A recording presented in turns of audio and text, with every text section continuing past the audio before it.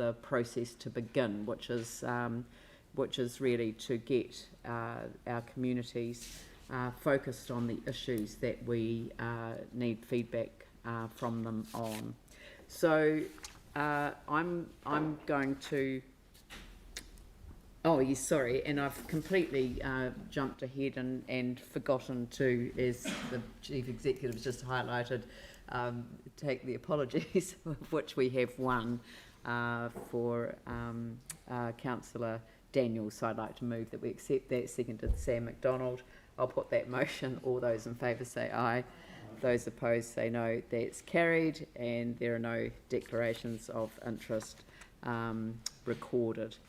So when we get to the plan itself, there are a number of issues that are highlighted, and the recommendation that I want the meeting to adopt today is, and it enables us to actually consider all of the issues, is set out on the agenda on page 17. Sorry, not page 17, on page 13 to page 23, which is essentially the Mayor's proposal, and what that does is highlight for you all the issues that we are seeking feedback on. The proposal obviously looks at the balancing act that has been conducted, but also looks at water use, a much more focused debate on water use. I think last year with the annual plan, we got caught up in an unfortunate process which made it look as if we were allowing people who had more expensive properties to use more water, and that was not the intention. The intention is simply to identify households using more than 700 litres a day, with the average household using 540 litres a day. The intention behind this is very much to get people focused on what they're using their water for. It's to focus attention on conservation, and I think that I know that Councillor Kewen has raised it many times about the extent of the difference between Christchurch and its water use per household and places like Auckland and Wellington, other places that have excess water charges or full water use based rates, utilisation rates. The heritage area is something that I've particularly focused on, but we've had a plea from the Arts Centre to ask the citizens of Christchurch if they would contribute to the cost of getting the reinstatement of the buildings that they're working on at the moment completed, and through a targeted rate it enables us to look at heritage when we're investing in those heritage buildings, that once the work is completed then the rate disappears. So these are contained within the rates at the moment. They pull out and are time limited in that regard. The Akaroa Avon River corridor, this is a precious piece of land, a real legacy opportunity, but for me it's been very much a focus on not wanting to see the funds put into a program which can then be lifted out and put into other parts of the program. It's actually to ring fence the support that's required for delivering on that. Water, wastewater, climate action, solid waste and resource recovery, facilities, investing in parks, rates, borrowing, government support, social and economic recovery post-COVID-19, and a generic overview. So I think the Mayor's proposal gives us the basis for the debate on the issues that we might want to raise today. But as I say, there's several months where we are receiving, or weeks where we're receiving feedback from our communities, and then there are the hearings of the submissions, different engagement opportunities with the public, and then finally decisions to be made in June. So it's a process that we're really kicking off the public part of today. So I'd like to invite staff to present the report that we have in front of us today. Obviously there are requirements under the Local Government Act that we need to meet, and I'd be very grateful. I'm not sure whether it's Di or Peter that's introducing the report today. Peter said Di and Di said Peter, so Di's like the boss, so it's Peter. Good morning. Peter. Good morning. Look, the Chief Executive has asked me to spend a few moments at the beginning of this to frame where we've come from. It's just a good way to understand the depth of the process we followed here. This LTP actually began 18 months ago in September of 2019, which feels like a hell of a long time ago. It began with the Mayor and Councillor's letter of expectation, which set out a very clear framework for what was expected. The bottom line of that was transparency, accountability, and a good balance. Now, that balance feature we didn't understand at the time was going to be tougher than it sounded, because we didn't know about COVID, we didn't know about 2 annual plans, we didn't know about the airport dividends, we didn't know a lot of things at that point.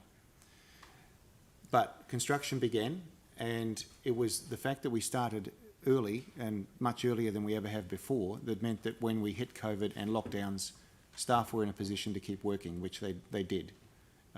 Right through the whole lockdown period, the activity plans, asset plans and so forth were being built. That meant that by the middle of next year, when we started to get our heads around what COVID meant, that we actually had a draft LTP to deal with. Not everything was there, but much of it was. The bottom line of that level of preparation meant that you did get to see every budget, every level of service. You got to go through the capital program ad nauseum, ad infinitum, to get it right where you wanted it. The situation was evolving as we watched the LTP evolve. So there's a degree of flexibility right to the end of where we got to. The end result is that you're seeing stuff you've never seen before. For example, the asset plans have never been through council before. They've never been adopted with the LTP before. There have been a lot of adjustments and reductions to the volume of levels of service, so they're clearer. You've had greater transparency around the asset plans and activity plans than ever before. Where we find ourselves is in an unusual place in that for the past decade, we've been dealing largely with looking back at earthquake impacts. This LTP doesn't really do that, it looks forward. But it's created, we're at an unusual set of circumstances whereby the big projects of the city are committed to, they've been consulted upon with both the Crown and the public. So things like Metro Sports are already there. And other things are already committed to as well, either by deliberate choice or by necessity. We must renew our assets according to the guidelines. The instruction from council was to protect core levels of service, especially around things like roading and 3 waters. So they're things that can't be compromised. We have money from the Crown for roading and water, and we're not going to look at a gift horse in the mouth and not take and spend and use that money wisely. So in other words, there are a lot of things that we are in the must-do space. But equally, the financial prudence guidelines around how we handle our financials and the headroom we leave ourselves to deal with another event, should one occur, and our debt levels and so forth, they haven't moved, which means that our financial position and parameters are heavily committed. The things we're going to go and build are heavily committed. We actually have less room in this LTP for freedom of choice than many people might imagine. And that, I mention that because it frames what you see in the consultation document. So that's how we got here. We are still working with Audit New Zealand on the consultation document to get some of the very fine points around that sorted.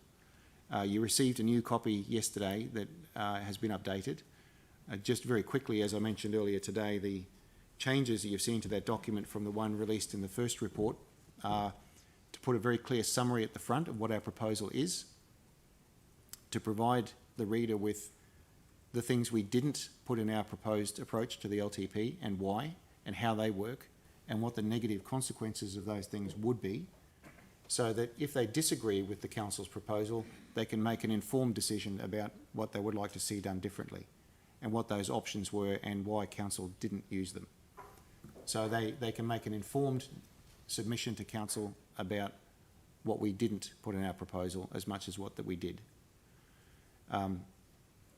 As well as that, we've made some other changes to the CD to bring it closer into line to what Audit's looking for. So that's the task in front of council today. I will say that I haven't seen in any of the LTPs since 2005, when they began in New Zealand, the level of detail to which both OPEX and CAPEX have been worked through by the councillors and by staff. There's been about 100 hours of councillor time devoted to mostly those two topics.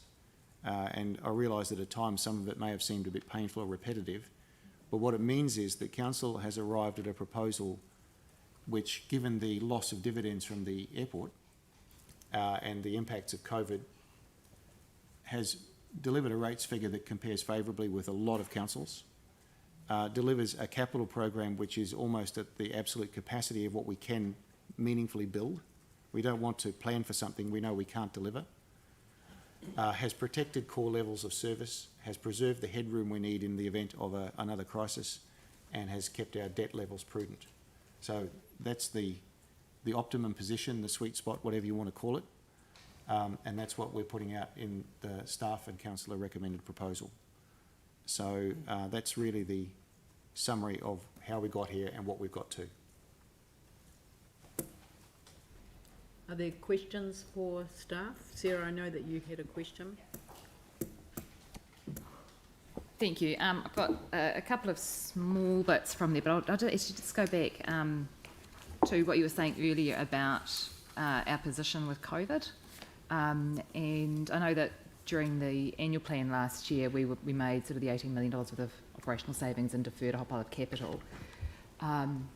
We've lost dividends, we had to borrow more to cover shortfall from our facilities, those kind of things. What position would we have been in had it not been for COVID? Like what, if we'd still been getting the same dividends, made the same sort of savings that we'd made in the annual plan, long-term plan, where would we be at? Thank you, Councillor. I've got Bruce is just looking up the detail of that email that he sent to you. Yeah. So I'll ask him to join us here at the table. I don't think we can easily answer that question. Because there were a number of things we did as a response to COVID, and the question would be, would we have done those things? Would we have gone to CCHL and asked for more dividend if we hadn't had COVID?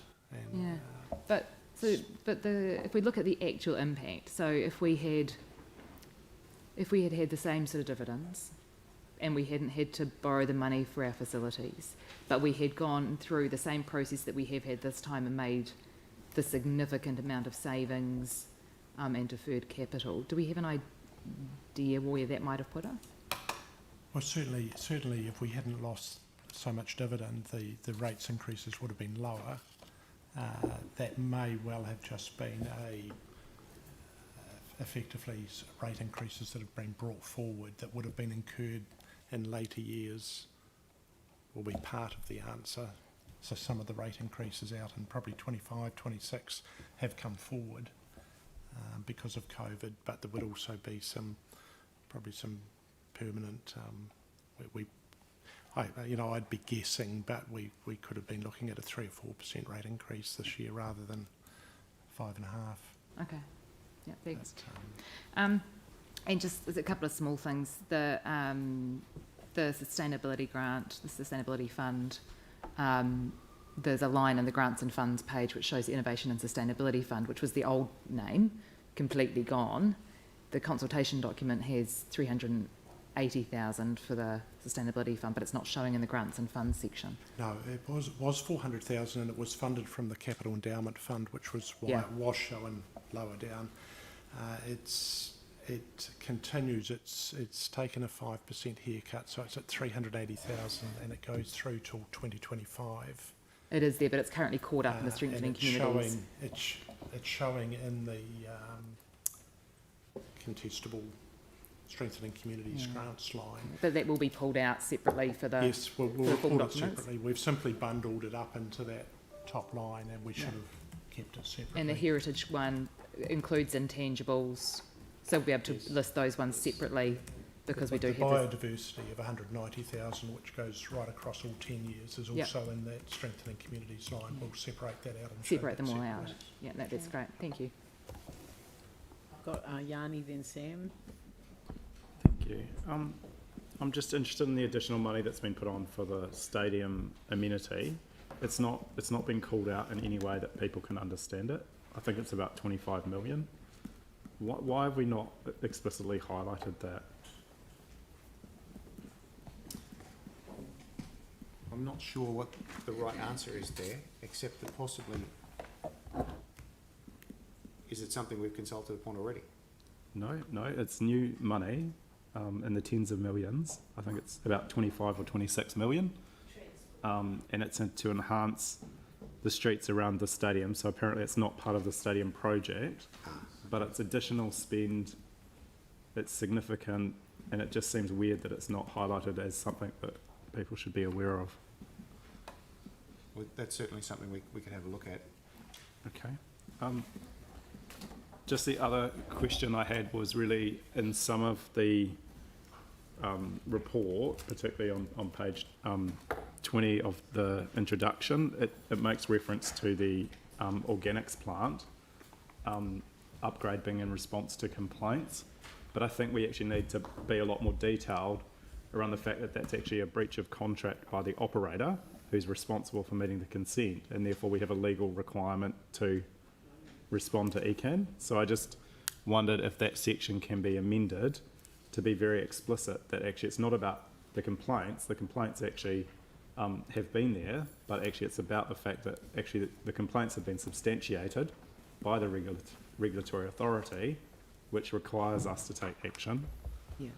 This is in the Mayor's proposal, and I think Yanni's raised a good point. So I would like the words to be, sort of accurately describe what happened. So not that we're doing this in response to complaints, that we did this in response to action, or notice from ECAN. We just need the correct words that are placed in there. And I know that subsequent to us making the decision, an abatement notice was served in order to ensure that we were delivering on that. So even with the subsequent reference to the subsequent issuing of the abatement notice, I think would satisfy Yanni's concern. Is that all right? Yep. Good. Understood. Yep. Thank you. I just had two more questions. Two more. Yep. One was in regards to the Capital Acceleration Fund. I'm kind of trying to understand, like in terms of the plan, we're highlighting that we're going to do it, but it's not really up for submissions, is it? We've got a separate process underway, which kind of surprised me why we've got a separate process to engage the community. But in terms of the LTP, where we've highlighted the that expenditure, that's going to happen. That's not up for change, or there's no way we can amend that. I'm not sure what you would consult on. What I'm concerned about is we're currently asking people to give us a whole list of transport projects for the acceleration fund, and if it comes back that I'm pretty sure we'll get more demand than what we've got, then are we able to make changes as a result of that? Well, I'd have to defer to the transport planners, but I can't imagine a situation in which we wouldn't make changes based on feedback. Except it's a separate process that's ahead of the LTP. Yes, but the LTP doesn't spell out every project that we're going to do under CRAF. Okay. Yep. And then finally, I just was, in terms of the water charging proposal, is there a way that the public submitters, people that are interested in the issue, can contact council now and get how much their average data use is? No, that information is not currently available. So I know we've been doing some meter readings, but I'm concerned that for people to make an informed submission, unless they know what the impact is on them, it's quite hard to say whether it's something that you support or have concerns about, because you simply don't know. When would we be in a position to advise people what the latest meter readings have been of their water use?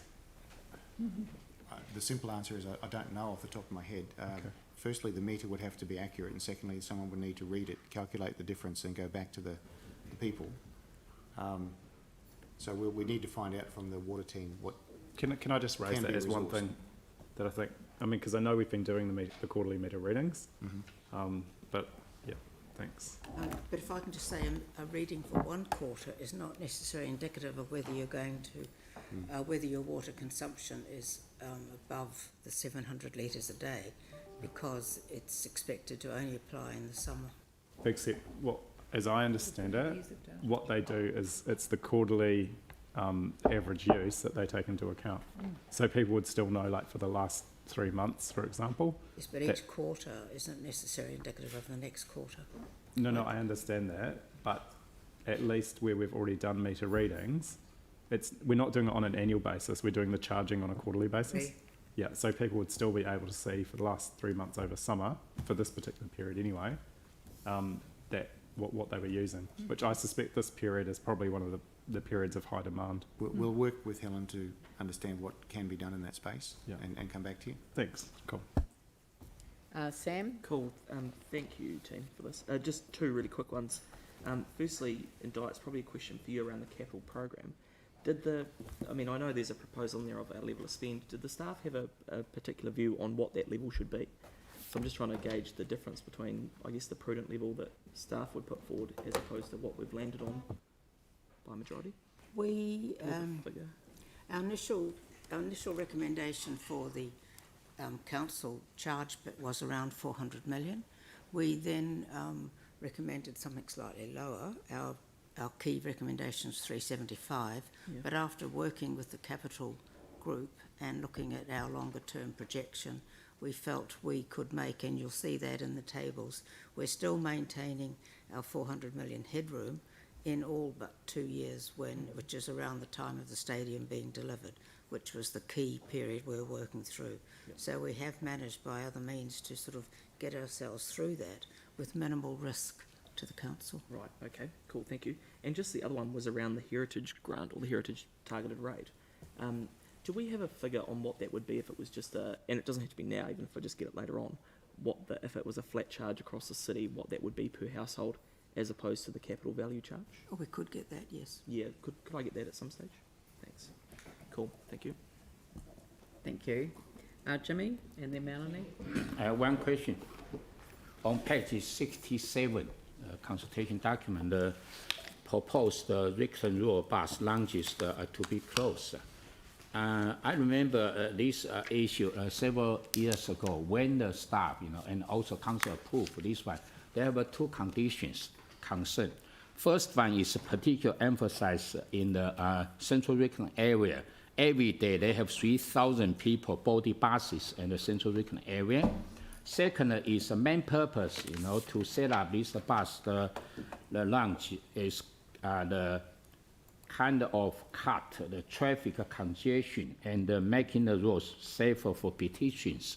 I'm concerned now, because if this bus, the lounge has been closed, whether these two, the issue of concern will be happen. If happen, how to mitigate this effect? It is my concern.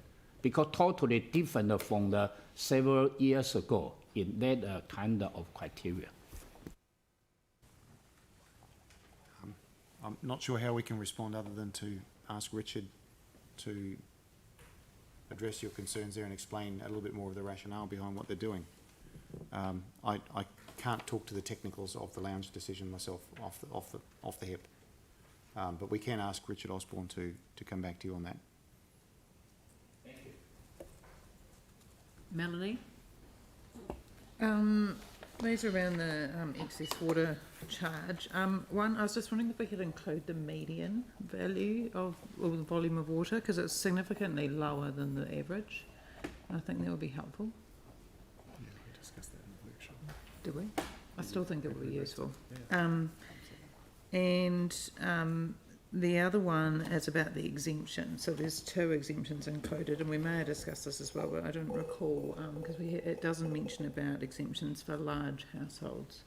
So can we include that as one of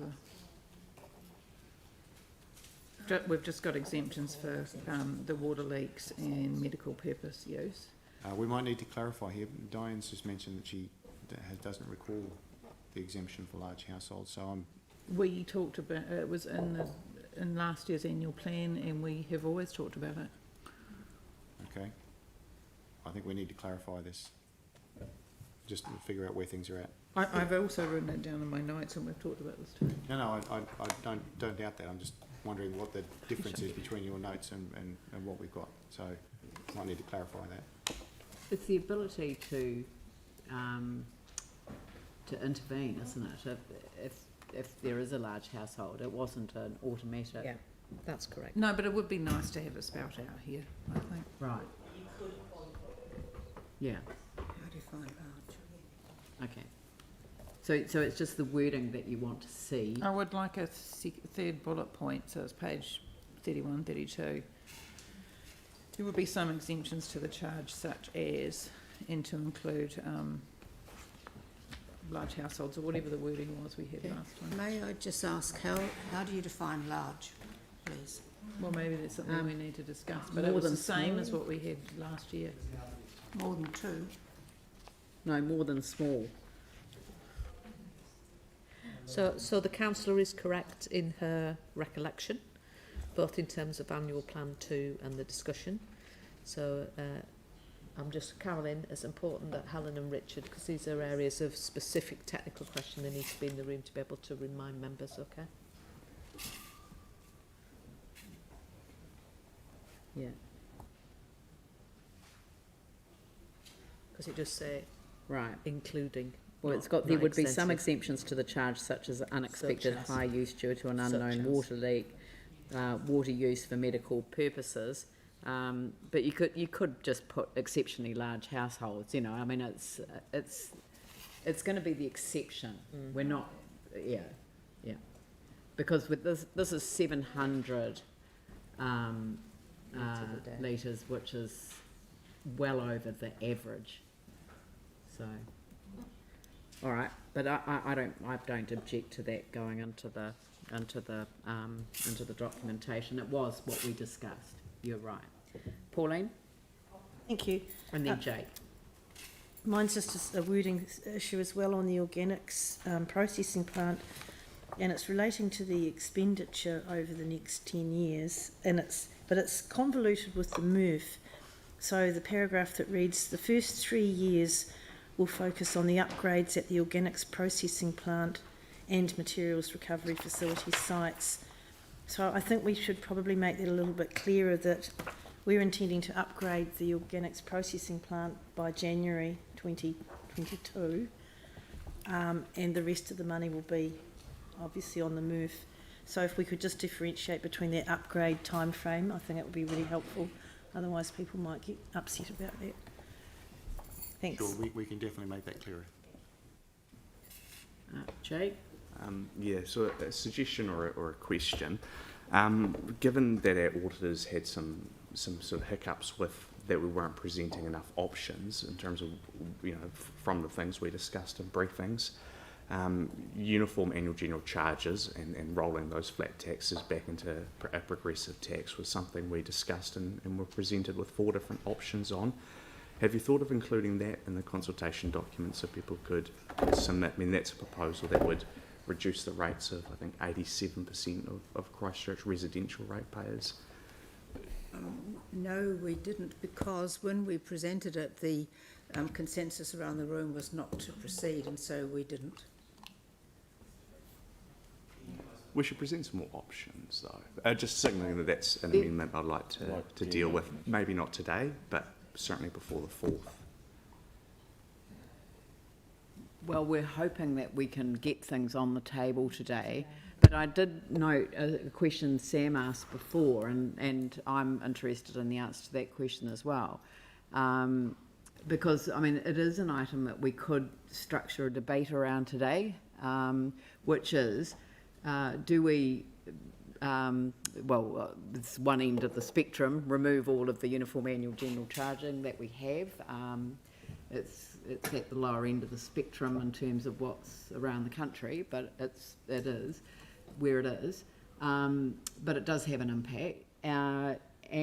But the other question is, you know, should there be other elements that are added to the uniform annual general charge? You know, we have the waste levy, we have a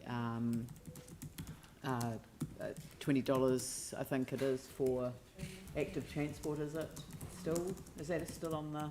Yep. On the books, and then but then the heritage one. I mean I am interested in the question that Sam asked, which was how much would that be if it were a flat charge across the city? I personally would favour that. So it looks like that could be something that could be carved up as an amendment that would enable the debate about the issue, but could pick up a broader issue, which is, could the heritage one be looked at as a flat rate as opposed to a related to the capital value of the property? Sounds great, as long as there's some leeway, I should say, for people to discuss the issue. Yeah. I think that's more than Can fair. I just say, if we were, in order for councillors to be able to debate that issue of removing UAGCs, there would be we'd need a bit of time to recalculate what the rates are. Yeah. Otherwise, councillors would be trying to debate something without the information. No, I understand that. And so, that will take, I'll need to check, but they would take a little while. as in, but we could potentially debate it this afternoon. Potentially, but I'll have to go away and check. Right. But anyway, that we're not saying that we're definitely going to do that today, but let's just work out what that would require. And I remind you that you do have Thursday as well if you wish to take that time. Yeah. Andrew. Thank you. So just on that issue, if we were going to go to that debate, we need to remember that it isn't just black and white. We need to provide for some shades of grey in between as well. Not necessarily on the heritage one, but certainly on the matter that Jake's raised. Yes. Yeah, all right, thank you. The matter that I wanted to raise, though, by way of a question, in the CD, under the heading Service Desks, that highlights quite clearly there the proposal to close the Littleton and Akaroa service desks based on low levels of transactions, and that's made clear in the document as well. What are we referring to as transactions in that regard? Is it just financial transactions?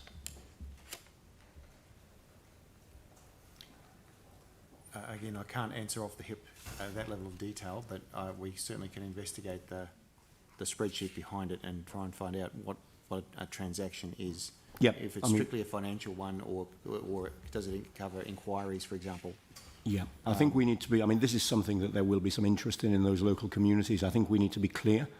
So if it is financial transactions, my suggestion would be that we should say low level of financial transactions, or if it's wider than that, then maybe we need to make that clear. Second question relating, so if we can have clarification on that, that would be great. Second. Andrew, sorry to interrupt you. I'm just wondering if Mary is able to answer that question for you. Yeah, so we're proposing to close the service desks at Akaroa and Littleton, and it states pretty clearly in the CD that that's because of a low level of transactions. Is that just financial transactions that we're referring to when we say that? It's mainly the financial transactions, because they're the ones that people tend to use the service centre for more. But it's also the low level of foot count as well. So it's both financial transactions and foot count into those service centres. All right. Now that's useful to know, and it'll be useful for the local community to know that when they decide what they think about this. That's good. So second question relating to the same thing, that's called out well in the consultation document. It's very, very clear. It isn't called out on the level of service in the activities and services statement of service provision tables. I mean, I guess the argument for that could be that it's in line with the provision of 7 to 13 hubs, which is the level of service, but the level of service provision over the previous 2 periods referred to in that table is 12 hubs. So there may not be a difference in the target level of service, but there is a difference in the level of service proposed to be provided. Should that not be called out in that table as well? Yeah, that's clear enough. So yeah, we could definitely look at just adding a point of clarification there that while technically it might be met, it's not the same. Yeah, it's a change to the current level of service provision. Yes. Yeah, understood. so if we can add that in, I just would hate to think that people had gone looking through parts of the document and didn't see it in the CD and therefore didn't realise it was happening. No, fair enough. Thank you.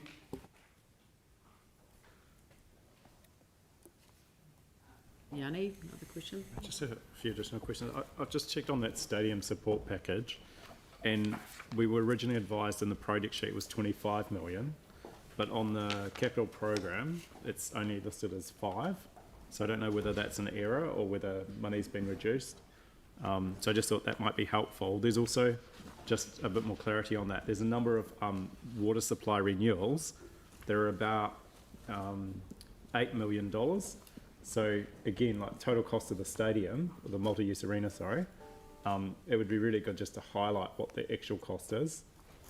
And I just was going to check on the property disposal process, because we were told that it was, going to be smaller ones that would be put forward, but things like the YHA, we've had no information about that, as best I can tell, and yet it's been listed to be sold, the 5 Worcester Street. So there's also a number on here that haven't been to the community board, and one in particular which I know our board was looking at, which is on the list. So I'm just trying to understand that property proposal disposal list, how those things have been selected, and why there hasn't been a sort of intermediary process for us to give that feedback first. And then I had one final question around the DCs, but I'll just leave those two. Okay. Look, on the property issue, I think that maybe the best thing would be to ask Bruce Rendell to come Right. later in the day. Is it possible just to move an amendment to remove those? Well, it might be better to have the discussion with Bruce to understand Okay. how things got there. Okay, cool. And so the development contributions policy as well, like that's the one that, the whole idea of where we've got intensification happening, no projects to compensate for the environmental and amenity loss of trees, parks, that sort of thing, or outdoor space. We're kind of in a chicken and egg. We're told if we don't have something on the LTP, we can't charge development contributions, but we haven't signed off on a development contribution policy, so we don't know what projects could go in there to deal with growth. So I'm just trying to understand what the process is for us signing off on the development contributions policy and list of projects that do get DCs, when we do that, and also just want to be really clear and understand that development contribution rebate, the money that's going to subsidise the residential development in the central city, when do we get a chance to support that on budget or not? We've had the development contributions policy is going out for consultation, which will make that redundant. It will make it a redundant question due to the changes that are going to be proposed. So, No, I thought we but were I doing don't it as know part the of the time LTP. frame. Have you got the Brendan- time frame in Brendan front is of you, here. Di? Brendan is I there. believe that's coming on the 11th, but I've just got an answer here from on DCs that you can't charge a DC for loss of amenity or streetscape improvement. No, but the idea was that, for example, take Waltham, which we've seen massive intensification, and we don't have any capital projects to cater for the growth and demand for things like the playground. I thought we could have a growth project related to the development to put in additional facilities in the area. Are you saying that we can't? I'm saying you can't charge a development contribution on a loss of amenity. Right. But the policy is coming, I believe it's the 11th of March that the policy Yeah. is coming for Yeah, discussion. Brendan's nodding, so it will be here on the 11th of March, so it will be in place in time for the conclusion of the LTP. Only if we Yeah. agree with it though, because if it comes and it's missing what Yanni's saying, which I think is actually quite a discussion point, then it may not. So, yeah, and I sorry, just when I was talking about loss of It's immediate, got to go out for I meant for the consultation. individual properties where you've got, you know, big houses that have trees and a backyard. See, suddenly it's have going nothing. to go out So- for consultation. We're not here to discuss the DC policy No, the today. question is how do we add projects to cater for growth if we're not doing the DC's policy as part of this today? Well, because it's been developed in conjunction with this and it's coming in 2 weeks. So then that will amend the capital that can amend the capital program. If it's not already there, then yes, you could make that change. Brendan, would between you the like to draft come up and to the final. table? Just while that's happening, I should point out the DCP is no longer part of the long-term plan. It's run separately. The legislation broke it out in order to deal with just this timing issue. Yeah. So it is actually a separate but parallel thing with overlap, not part of the LTP. I think the answer to your question is the capital program, which is part of the LTP. Those components of the capital program that under the legislation can be linked back to legitimate DC charges are included. So if you wanted to add projects, the time and the place to do it would be to add projects to the council's capital program, not via the DC policy per se. So you're adopting the draft capital program as part of adopting the draft LTP, and that goes out for public consultation, and you'll undoubtedly get feedback on that, and then you adopt the final LTP, which includes the final capital program. The DC policy will be finalised shortly after the council adopts the final capital program. So it will adopt the final capital program at the end of June this year, and the DC policy will come shortly thereafter, which will then reflect the capital program that the council has adopted. Right. Does that make sense? So the mechanism is via the capital program that you're But adopting at a as high draft. level, the principle of where we've got traditionally the areas that are having huge intensification, so huge loss of trees and backyard space, and we've got, you know, massive development happening like Waltham. The principle around our DC's policy, which I thought we had asked for work to be done around how do you have projects, like growth projects to cater for the increase in people, that can be done as part of the capital program, is what you're saying. If you wanted to add projects to create a new playground or a new open space or something like that, then the place to do it is to add that project as part of the capital program.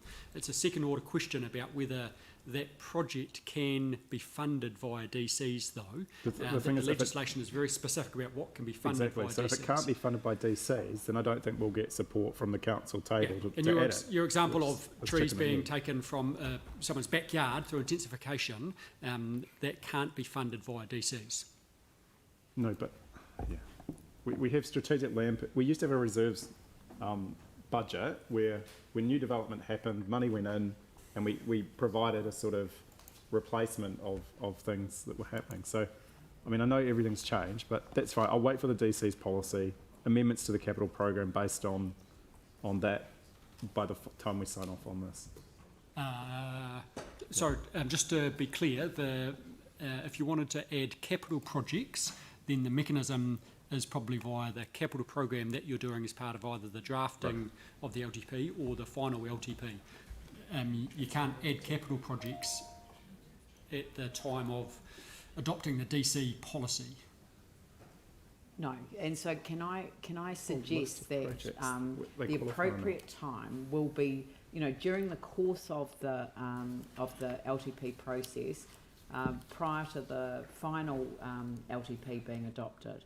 If there are any additional capital projects that need to be put them forward. put in that time, then that's the appropriate time to do it, rather than amend something without any background information at the front end.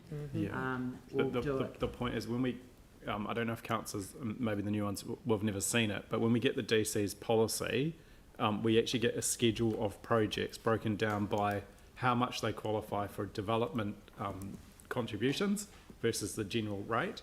And so it's actually a really good way of seeing what kind of qualifies for growth and what doesn't, and how it's funded. And that's what I was expecting to get as part of the DC's policy thing that we sign off. Yeah. And that list is taken from the capital program that council adopts as a draft, and that's exactly why we don't finalise the DC policy until after the final capital program is adopted at the end of So June. what I'll do, I'll put forward some projects ahead of that DC schedule being done, and if we can get some assessment whether they meet the growth criteria in terms of DCs, that would be helpful. You mean yeah. prior to it being completed, or just prior to the 11th of March for consideration? Well, I think we need to consult. Are they already on our capital program? No, they won't be. Okay, Like well Waltham then Park it upgrade needs to growth. wait until after we go out for consultation. Alright. Yeah. All right, Bruce, would you like to come forward and answer Yanni's other question? And I missed it, Yanni, so can you ask it again? So I was just concerned at some of the properties on the disposal list. One's quite significant, which is 5 Worcester Boulevard. Yeah. We may have got a memo, but I don't recall getting anything about the YHA. The last We provided guidance on that. It was to be included in the list. who did? We did. It was on. It's been on the list right from the first time we saw it. YHA 5 Rolleston Ave. Rolleston, sorry. So what's the process to go through the community boards as well? So before you do, Bruce, I will remind Councillor that we did have a full briefing on the process before Christmas, which is why we took a report to Council on exactly how the community boards would be engaged. Yeah. Can you give him the detail again, please? Yep. So there's a set of criteria that is your criteria you've given to us. We apply that. We then circulate that list. So this has been to community boards in an informal basis, so that they can then consider that as part of their submission to the long-term plan. It's also gone to another number of other key stakeholders, such as some of the housing providers, knowing that there's interest in housing, to mana whenua as well. And then submissions are made, and council gets to consider make the final decision through the long-term plan, when decisions can be made both financially as well as whether or not we need the land for any strategic purpose. Good. Are there any other questions for staff? Aaron? Yeah, I had a couple. One is on the land drainage targeted rate, and it's the switch from the people that are not paying it. I've just done a skim over a whole lot of properties across the city. Seems everyone pays it, and it's got a thing there will be a link to a map, but who is being added into that? The main people being added in are those in rural properties, those in Banks Peninsula, and there are areas of the city within the outer suburbs who are not currently paying. Those are the key properties being added. Right, there's hardly any in total, as in a number of properties I'm picking. Well, there's more than you would have hoped for, which is why we want to tidy it up and get it fixed. Right, okay. So that's that one. And then the other one is around the transport one. It's got, for the buses, the spending of, we put in 96.7 million for bus infrastructure over the next 10 years. And do we have an outcome of target numbers, like what will be the net saving of carbon for spending that amount of money? That doesn't seem to be in there anywhere. It doesn't say where we get to. Look, sometimes I it's know tough. there'll be a 40% increase in bus usage, was the number Richard Osborne gave us, so that takes you from 2.2 to 3% of people's trips being on the bus. But how big's the dent in our emissions, which from transport are 36%? Look, I wish Richard were here, but I do have to take a punt at something here, which is there is a line between what council's responsible for and what other agencies do, and we're responsible for the infrastructure. Yes. We're not necessarily responsible for we aren't responsible for how many people do or don't use the bus service or the carbon impact of that. And the LTP, the point's been made to us from both by councillors and by Audit, needs to be very clear about we do what we control, and we don't build in targets around things that we don't control. So but I don't we want must be signing up to, I mean, because we declared a climate emergency, so you can't have an emergency and then not have net targets that you must get to, because if 36% of our emissions come from transport, we must be going, we'll lower it by this, this and this, which must have net targets in it, especially spending 96.7, and my next number's bigger.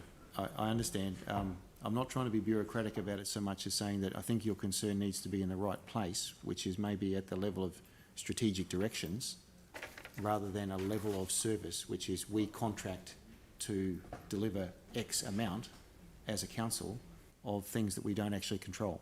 But should those numbers that were in those strategic directions with all the various agencies, should that not be in here when we're spending that much money?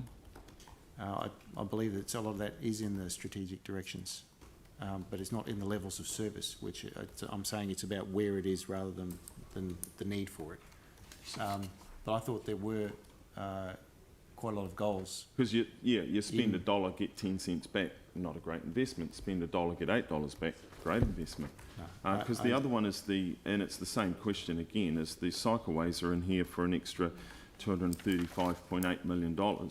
And once again, is what is the net gain on our carbon emissions, like the reduction from that, like at the end of that 10 years, we can go, we're currently there, we will be there, because that's why we're spending $250 million. Again, I think it's about where that information is. The climate change strategy is going out. We've got the strategic directions. I believe that kind of global ambition for the city probably sits there rather than as a level of service for staff to deliver. But to get the public buy-in, they've got to see measurables, so they know that when we do this, this and this, we get to there. It's like, does that make sense? Building a cycleway doesn't guarantee usage. It does, but I don't want to repeat myself too much. I think it has to be in the right place. Those goals and the data around them very properly belong in things like the climate change strategy, the strategic directions, the measures around the strategic directions. But if you provide them to staff as a level of service in the same way as make sure the grass is cut and so forth, you're at the wrong level, if you know what I mean. I'd be welcoming anybody else who wants to chip in on this. No, but we shouldn't be spending $250 million without seeing the outcomes of the measurable outcomes of that spend. Like every year that I could get the number off the health board, but there's a number of people that die from respiratory related illnesses in Christchurch due to our air pollution. So this is imminent. This isn't in 50 or 100 years' time. People die every year. So we need to, this is a health issue as much as it's a climate issue. And we should have the measurable outcomes to say, in 10 years' time, because of these actions, this many less people die, but also we've done this for the planet. No, I understand, but outcomes normally go in things like the community outcomes, the strategic directions, the climate change strategy is where big global outcomes for the city tend to rest. So I'm just talking about the right information in the right spot. Right, okay. Cool.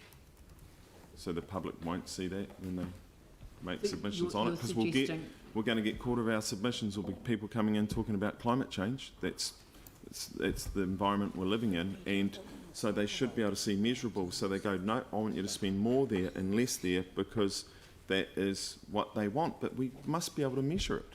You can't just say climate change. You've got to actually do something. Yeah, the climate change strategy is being dealt with in parallel. So I think there's a bit of a difficulty in one sense because it's so. And does that have engagement. the outcomes of where we get to for each dollar spent? Because there's people that work for the UN that do that tell you every dollar, wherever you spend it, will tell you what your outcomes will be. Like all these numbers exist. Can I maybe clarify something? If you build cycleways, you expect an impact. There's a big difference between measuring that impact and seeing whether it's working in, say, community outcomes or the climate change strategy or whatever, and saying, we measure this and we're testing whether it worked or not, because building the cycleway doesn't guarantee that you will get the people you want. No. But you can test that by measuring it, but there's a big difference between measuring it and placing it on staff as a target, which is what a level of service does. One is a piece of intelligence that tells you your investment is paying off or not. The other one is a task you're placing on staff to deliver. And I'm not sure that staff can deliver reduction in carbon through cycleways. They build them. They don't guarantee what happens. I mean, it's the same thing. There are statutory levels of service that are imposed on councils throughout the country, which the staff cannot deliver. They can't deliver them alone. Because it is a combination of effects. So that Has anyone else got an alarm bell going off there? There's a target on the number of deaths on roads, for example, which we contribute to by building safe roads, by having education programs in schools, by doing a variety of things, having cycleways. That even contributes to the number of deaths on roads. But we don't make it demonstrably safe. A reduction, yeah. Yeah, but we don't go for demonstrably safe. You know, in terms of people feeling safe about being on the road and being safe on the road. So they all contribute, but they don't enable staff to deliver the levels of service. I mean, our target should be 0, but it's not the statutory target that's given to the staff of every council in the country. So, you know, I mean, I understand what Peter's saying, and I understand what you're saying. The measurable should be in the implementation plan that sits around the climate change strategy. Yeah, because it should come down to the public should be feeding back, especially the ones that are right into it, should be feeding back on no, spend more money there, because we get a lot better bang for buck than spending it over here. Like in my ward, which was my point about the climate change strategy, but perhaps it's coming to Sarah's committee shortly, so perhaps Sarah, would you like to just comment on it? Well, I was going to ask if the approach that Aaron's suggesting, where we have a dollar for, you know, bang for your buck kind of approach when we look at the LTP, is a similar approach to we've taken to, for example, a similar level of investment in the stadium. So do we know for every dollar? What I'm trying to do is to guide people helpfully into a situation where and it's kind of picking up on what Peter's saying, is that the staff aren't responsible for the. I know. So I'm just trying to draw an analogy. And neither are they. No, but it's not a helpful analogy. It is, because the business case for the stadium tells you how many people will go there. But we don't know how much money. What would be really helpful, sorry, please, what would be really helpful is if we could see our way clear to isolating where that information should be held and where those measures should be able to be found. And it seems to me that the climate change strategy with its implementation plan should actually be the place where we can see those measurable reductions in carbon. And the climate change strategy is a high-level document. It's coming to the committee tomorrow. Within it, there is the zero emission transport plan, which will have all of that information. There is a transport plan working group led by Councillor Davidson that's working on all of that sort of stuff at the moment. There are expressions of interest. You could be coming along to the meetings. You'll be able to see all the data about all of those kind of things. Those meetings are open to any councillor to turn up to. So I mean, all of that information is around. The NZTA has all of the cost benefit stuff. We had a business case on the cycleways. All Aaron was trying to do helpfully was to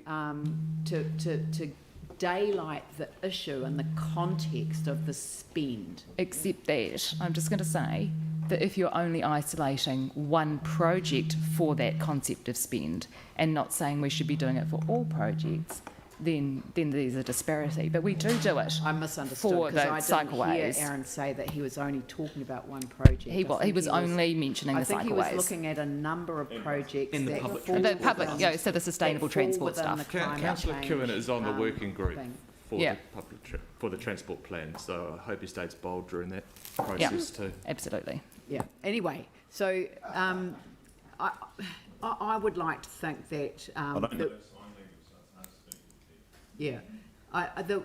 The way that I think that it would be helpful to address the issue is to see how much of the engagement that we have on the climate change strategy is able to draw that information out into the public arena, because I think by the time we get to the LTP, because the consultation will be completed on the climate change strategy before we conclude the LTP.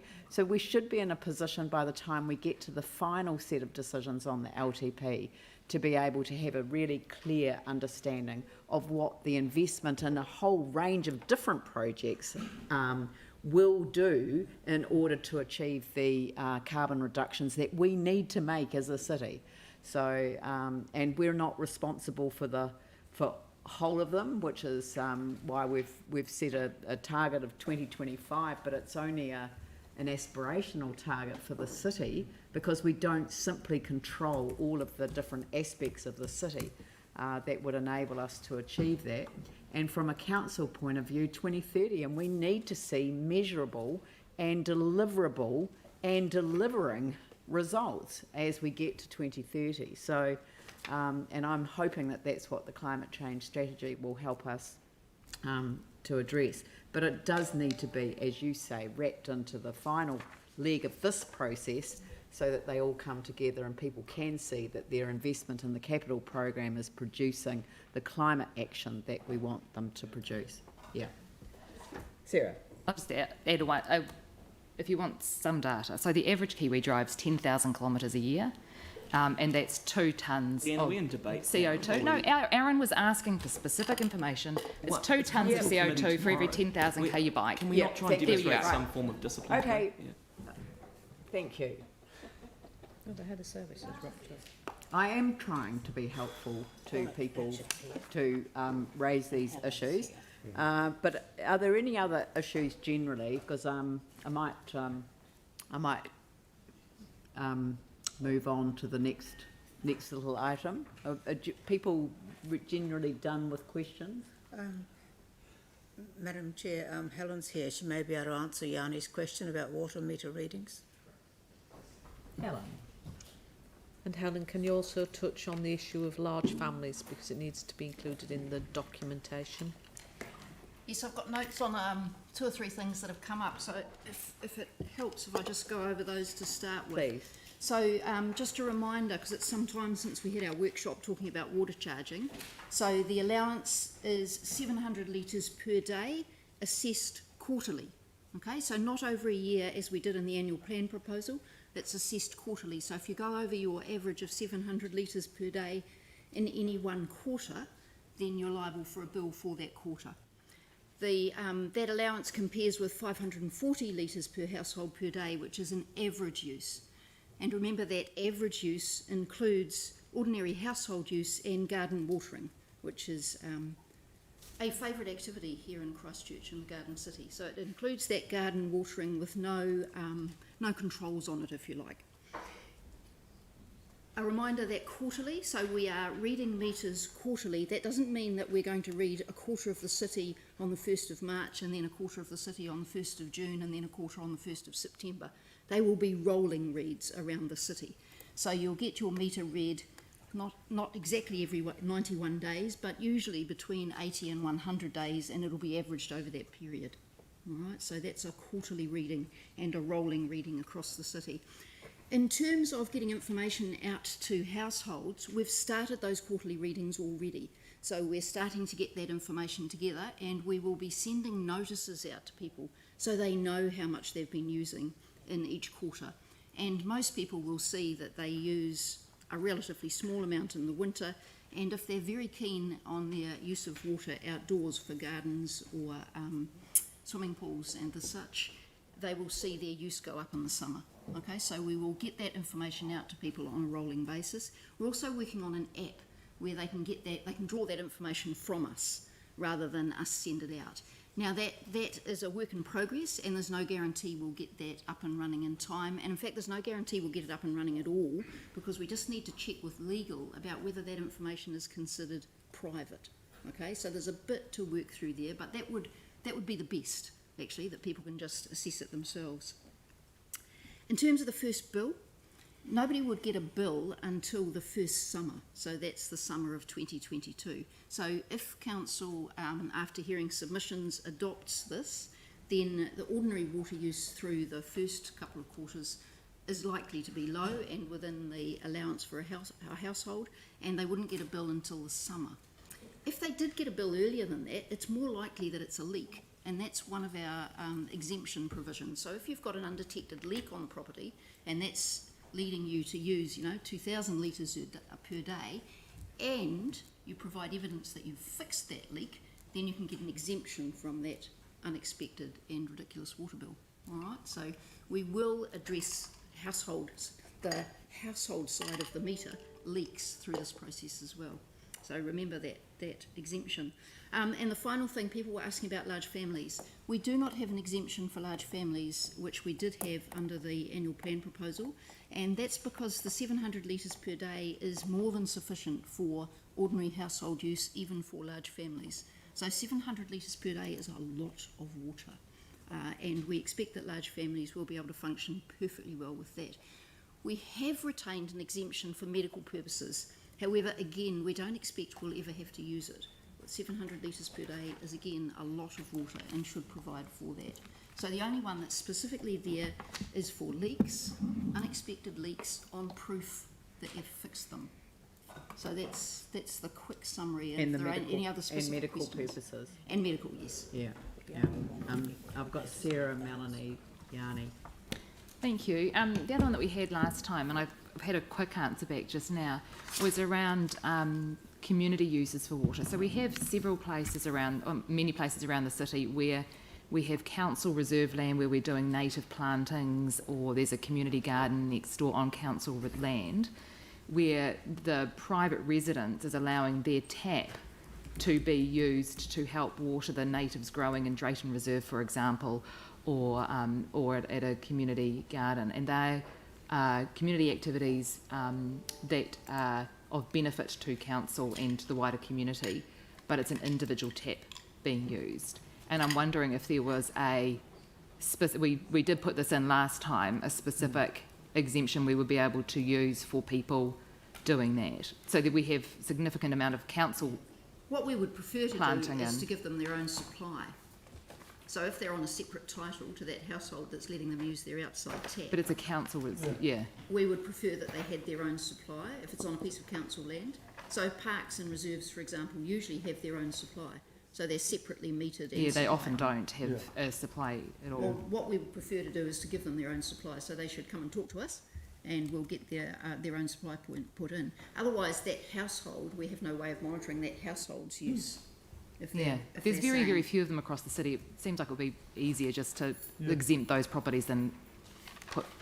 It would be easier for us to manage the water use, to give them their own supply. It's relatively simple to do that.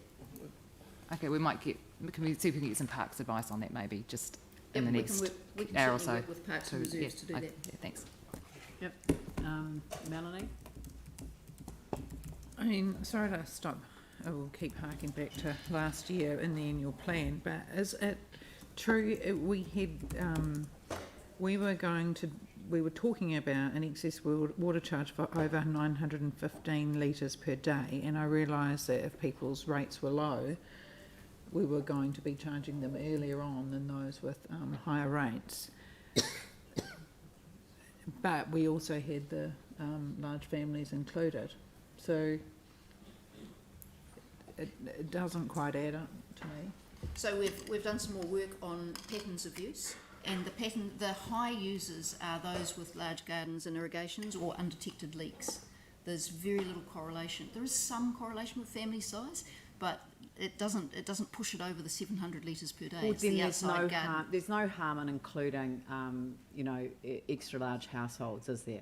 Because there's no harm in it. Because, as you say, you've got the medical one in there. You might never need it. What I would need to be very clear on is what do you mean by a large household? So if it's a flat, for example, with 12 people and they've all got their own en-suites, and there are some of those sort of workers' accommodation, is that a large household? Yeah. Or should we be charging them for the additional water that they're using? You'd have to call it a family. Well, that's once you start getting into an exemption like that, you start getting into a whole lot of questions about how you manage and monitor that exemption. This is only if they get a bill over 700. Yes, and there are a large number of very large properties with multiple occupants, which are sort of like boarding houses, workers' accommodation, which do get billed now under the commercial use. Well, And that some of doesn't those, change. well, and some do, and some of them are residential and wouldn't get billed. So we'd have to have a look at that pretty carefully. Leanne, we've got a figure here of per person 234.8 litres a day average. If you had 6 kids and 2 adults, they could use up to 1,600. No, that's not correct. So the averages are misleading. So that average per person is taking the average household use and then the average number of people in a household. So the average 6-person household doesn't use 6 times the average 1-person household, quite obviously. There are lots of different things going on in any one household. Okay. So it's not reasonable to multiply the average single person use by 6 for a 6-person household. It's not how it works. Well, that's very helpful information, actually. So just to not to cheese my very excellent officer off, but clearly it is your prerogative if you wish to see something added to the annual plan in terms of exceptions, and then you would task us with a way to achieve that to make sure it would work. But it may be that we need more detailed information in the CD itself, which describes what the averages mean. Yeah. I think something should be included in case there is a case where it is actually applied. If we don't include it, we can't do it, and it would be unfair. But isn't there, what about allowing for a discretion that enables staff to consider a situation like that, which is actually what I thought we were doing. We could put in a discretionary one if you like, which would be around large families and financial hardship or medical grounds, or so we could wrap one single discretionary clause if you like. I would recommend you do that. Yeah, I think that solves the problem. And that would get over the sort of multiple worker accommodation. Can I just say financial hardship, though, is very hard to determine, and if a remission allows staff or puts it on staff to make a decision, then it's difficult to implement fairly. So how do you define financial hardship? Well, I just think, look, I'm not trying to be difficult. I don't actually want to have a debate around here as to how to do that. There are provisions in a variety of pieces of legislation which allow, hardship or inequity to be a driver. So let's say take it offline, but you're getting a direction from us that we want the capacity for staff to be able to offer an exemption, where there are good reasons that sit in behind it, size of the family, personal circumstances, which includes the medical situation that you've described as well. Yeah, Yanni? Oh yeah, thanks. I just wanted to check, so when did we start doing the quarterly readings? And when will we be in a position to have done all the quarterly readings across the city for the first time? So we started quarterly readings late last year, and those are rolling out across the city at the moment. They're not universal at the moment, and in some places we can't find the meters, so there's a bit of, there are a few teething problems running on. Did you ask when we would be able to send out information? What I'm really trying to understand is when will someone know over the quarter what their use has been? So people can read their meters today. So we've got quite clear directions and instructions on our website on how to read your own meters. So if they want to do that, they can do that. Just look on the website and go and do it. Yeah, no, I understand that. When will we be sending notices out? So what I'm trying to understand is that the question? Yeah, we started doing the quarterly reading. At what point do we get an assessment of what the average daily use has been for the readings that we started at the end of last year? So when will people know formally, when could people find out formally from us, if they wanted to, what their average daily use has been over the last quarter? They can find out today if they email and ask, or phone up and ask. Not that I'm wanting 30,000 of them to phone up tomorrow. What we would like to do is, over the next 3 to 6 months, send notices out to people and let them know. And we're putting that in place at the moment because we've got a new contract going out for meter reading. Right. Could it be done at the same time as the rates demand to save us on postage? No, because we've got a rolling program of readings. So it's a different mechanism. We're billing on a rolling program of meter readings. So just to confirm, so I want to make sure that the message has landed. The first time, if you agree at the appropriate time in June that you're going to adopt this, the first time the public will receive a bill is in summer 2022. That's correct, Helen? Only if they go over. So Only for the vast charge, majority should I of say. people, for the vast majority of people, that's the first time they'll receive a bill. For the few people who have major leaks on their properties, they may receive one almost immediately. However, if it's due to a major leak and they didn't know it was there and they fix it, we'll give them an exemption. But yes, for the vast majority of people, it'll be summer 2022. I think you need to separate. Just let me just Yeah.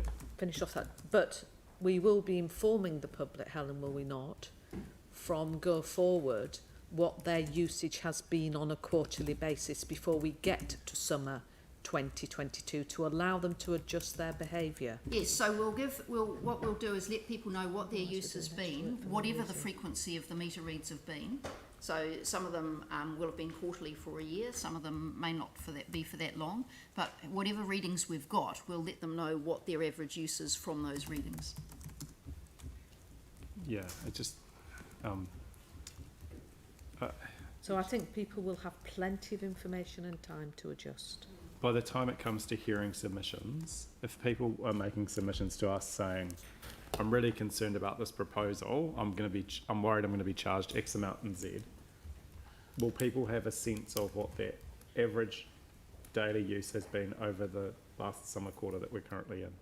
Yes, they can get in contact Great. and ask us, Fantastic. and we'll let them know. And a number of people did that last time for the annual plan hearings, and most of them didn't come and make a submission to you because most of them were within the allowance. Yeah, right, great. And just so I'm really clear, the entire city's quarterly meter reading from start with the first reading to this is the end of the quarter, this is how much you've used, the first one of those will we complete when? We're doing quarterly meter readings now, so we're rolling them out across the city now. So some people have already had maybe 3 readings. Most people will have had 1 or 2. Sorry, it's the second one really that's the key. So the first one to work out what the current state is. So, let's go back. So we have been reading meters in this city ever since they went in. But most residential ones only every 2 years, some of them every 1 year. So we already have data going back 10, 15 years. So now we have more frequent readings. No, I understand it, sorry. Okay. Just to be really clear, the quarterly reading, the first one we do, we've done it. Yes. Then we do a second one so we can work out the average daily use. For the that quarter. time of the year, yes. Yeah. Just to be really clear, when, in terms of the entire city, will we have, or, recognising there's a few exceptions, but when will the first quarterly average results for an individual or a household be available? They're available now, Yanni. They're all available. They're available so now. we've done 2 quarterly we've done 2 meter readings. Most for people a quarter have 2, for, yes. for everyone already. Great, Yes. thank you. Right. Do you want to just, can you just touch on the 3 water reform process, because the consultation document, alerts us to the, or maybe it's not you, alerts us to the bill. But no, the 3 water reform process alerts us, the CD alerts everyone to the fact that the government's going through a process at the moment, and that this will mean that we are likely to be going out to the community again before the end of the year with a consultation on whether we buy into step 2, because it's an opt-out provision is what we're told it will be, and that the bill that will establish all of that is likely to be introduced in May, so it'll be before the end of the LTP. So the LTP, the consultation document, quite rightly informs the public that this process is going on, but one of the outcomes of that process may well be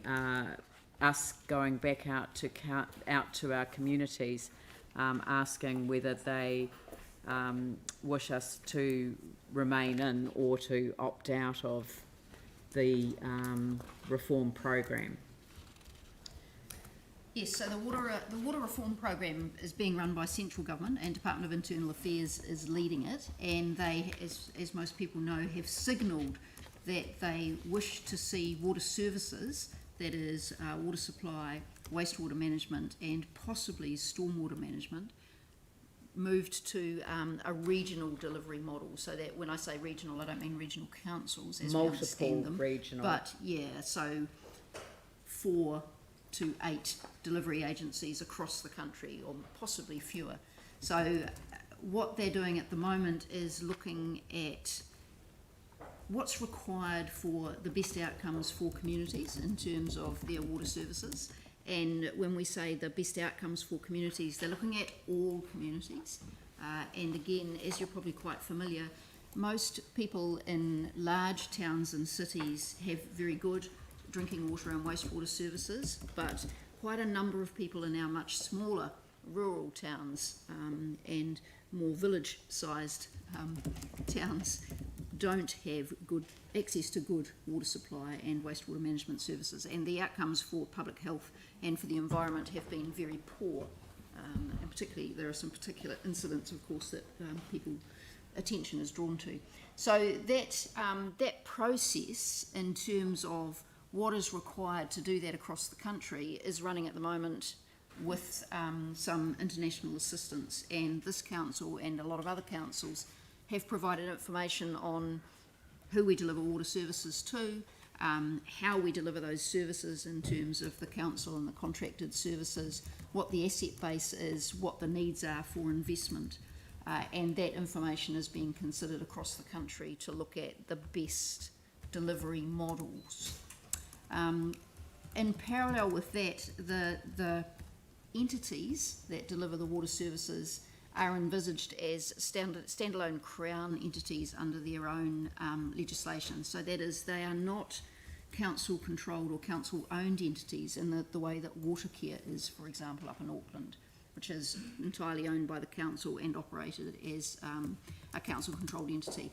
So these entities would be set up under their own legislation and have specialist boards.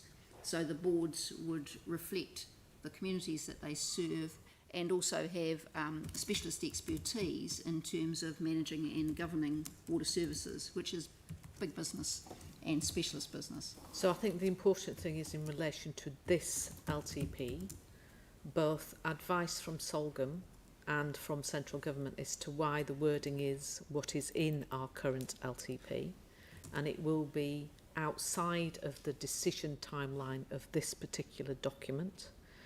We will be having to work as an authority, as will every authority, to come to its conclusions about what we, i.e. you, wish to do, probably no later than the end of this calendar year, because the legislation won't go in until, I was about to say summer, but I do mean winter.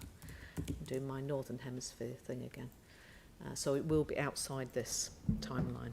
And undoubtedly we will have to do the consultation process. That's right. And central government have flagged that they will put a lot of effort into engaging with communities and engaging with iwi on what is proposed in terms of the reform. So they're not asking each individual council to do that themselves. Each individual council will do their own version of consultation and talking with their own communities, but it'll be in that wider context. So central government will provide a lot of information on the reform program and the reasons for it and what is proposed and for national consistency. But to be really clear, this authority will remain responsible for the next 3 years for water, which is the lifetime of this LTP.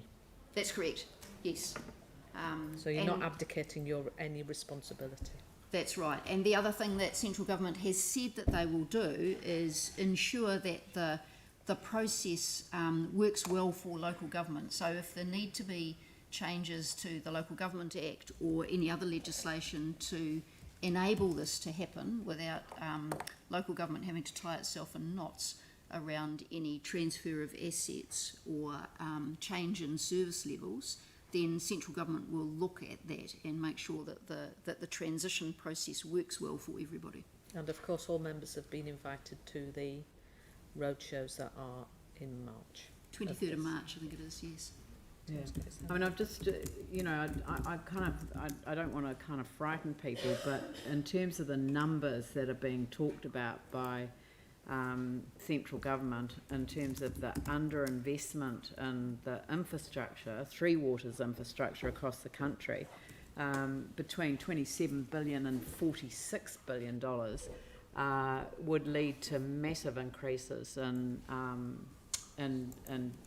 the cost to household bills, and they had, I've just got a document in front of me which pleasingly, I mean, on one level, says that all local authorities in New Zealand were found to have been investing at a level below that needed to maintain the performance, condition and risk profile of their assets, except Christchurch.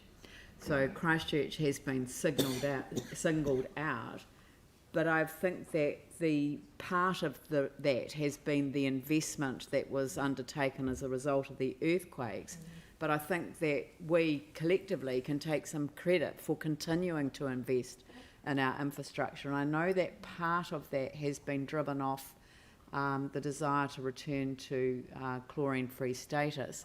But I think that we're going to want advice from our officials as to what influence, if we were ultimately to end up with an independent company running the Three Waters, will we be in a position to put in place some obligation to maintain our commitment to safe drinking water that is also good to drink, which means without that residual disinfection in place. So that's the level of advice that we're going to need to offer that kind of reassurance and to our own community about what our priorities are. Yeah, and that is recognised by central government, that local government is very keen on community involvement and community influence in the delivery of these services, because they are important to communities. So yes, I think that's a strong feature of the submissions on the bill from across local government. Yeah, I know that the water services bill's coming to the Finance and Performance Committee on Thursday, and I'm going to save some of my commentary for that occasion. But you know, there is the provision in there for the exemption, which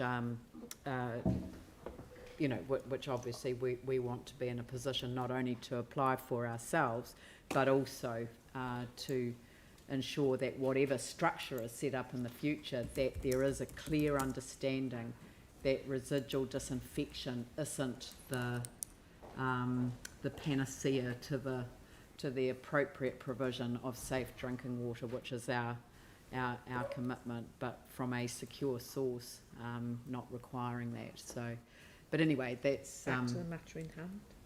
Yes, Tim. Sorry, No, I remember your name now. Oh, look, how could you forget me? Hey, look, a lot of comment with regards to community, but as we've seen with the RMA, the community has been distanced from any ability to really have a true say in that process. So I think we need, as a council and councils right through New Zealand, need really good and clear wording from central government how communities are going to be listened to and be able to be part of it and continue to be part of it as it goes forward.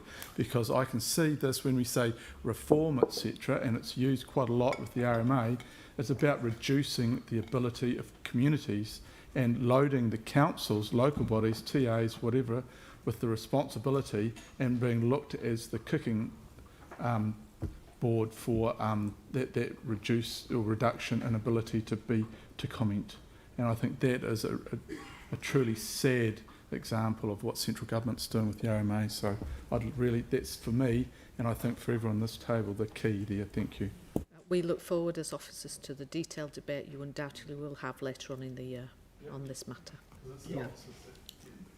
But we are going to have to go out and consult on it, because the provision that we are likely to be faced with is an opt-out provision.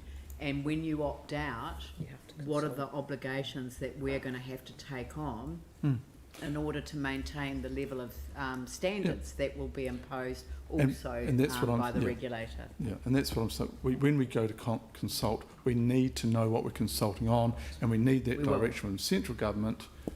Yeah. So if I can ask members to come back to the matter we are dealing with on the agenda, would be really helpful. Thank you.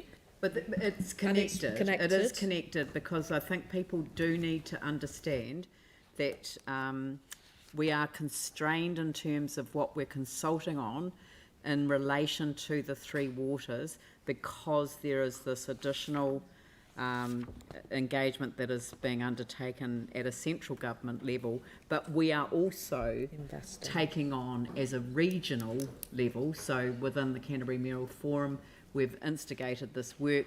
We have been in the position to provide the information that central government has asked for in order to inform the next stage of the process, because I think we've been in a really good position, understanding our asset base and continuing to invest in our asset base in a way that's been very useful. So have we got any other questions? No? So I don't have questions about water. I have questions about just for the comms team, for Katie. So can we move on to that, or are we? Leanne, can I ask that these are material to whether or not we accept the draft? Like, we've spent 90 to 100 hours giving direction and fleshing this out.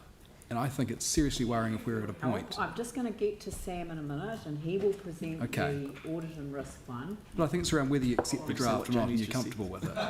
And then I'm going to have morning tea, and then we are going to debate the draft. This is what we're here to do.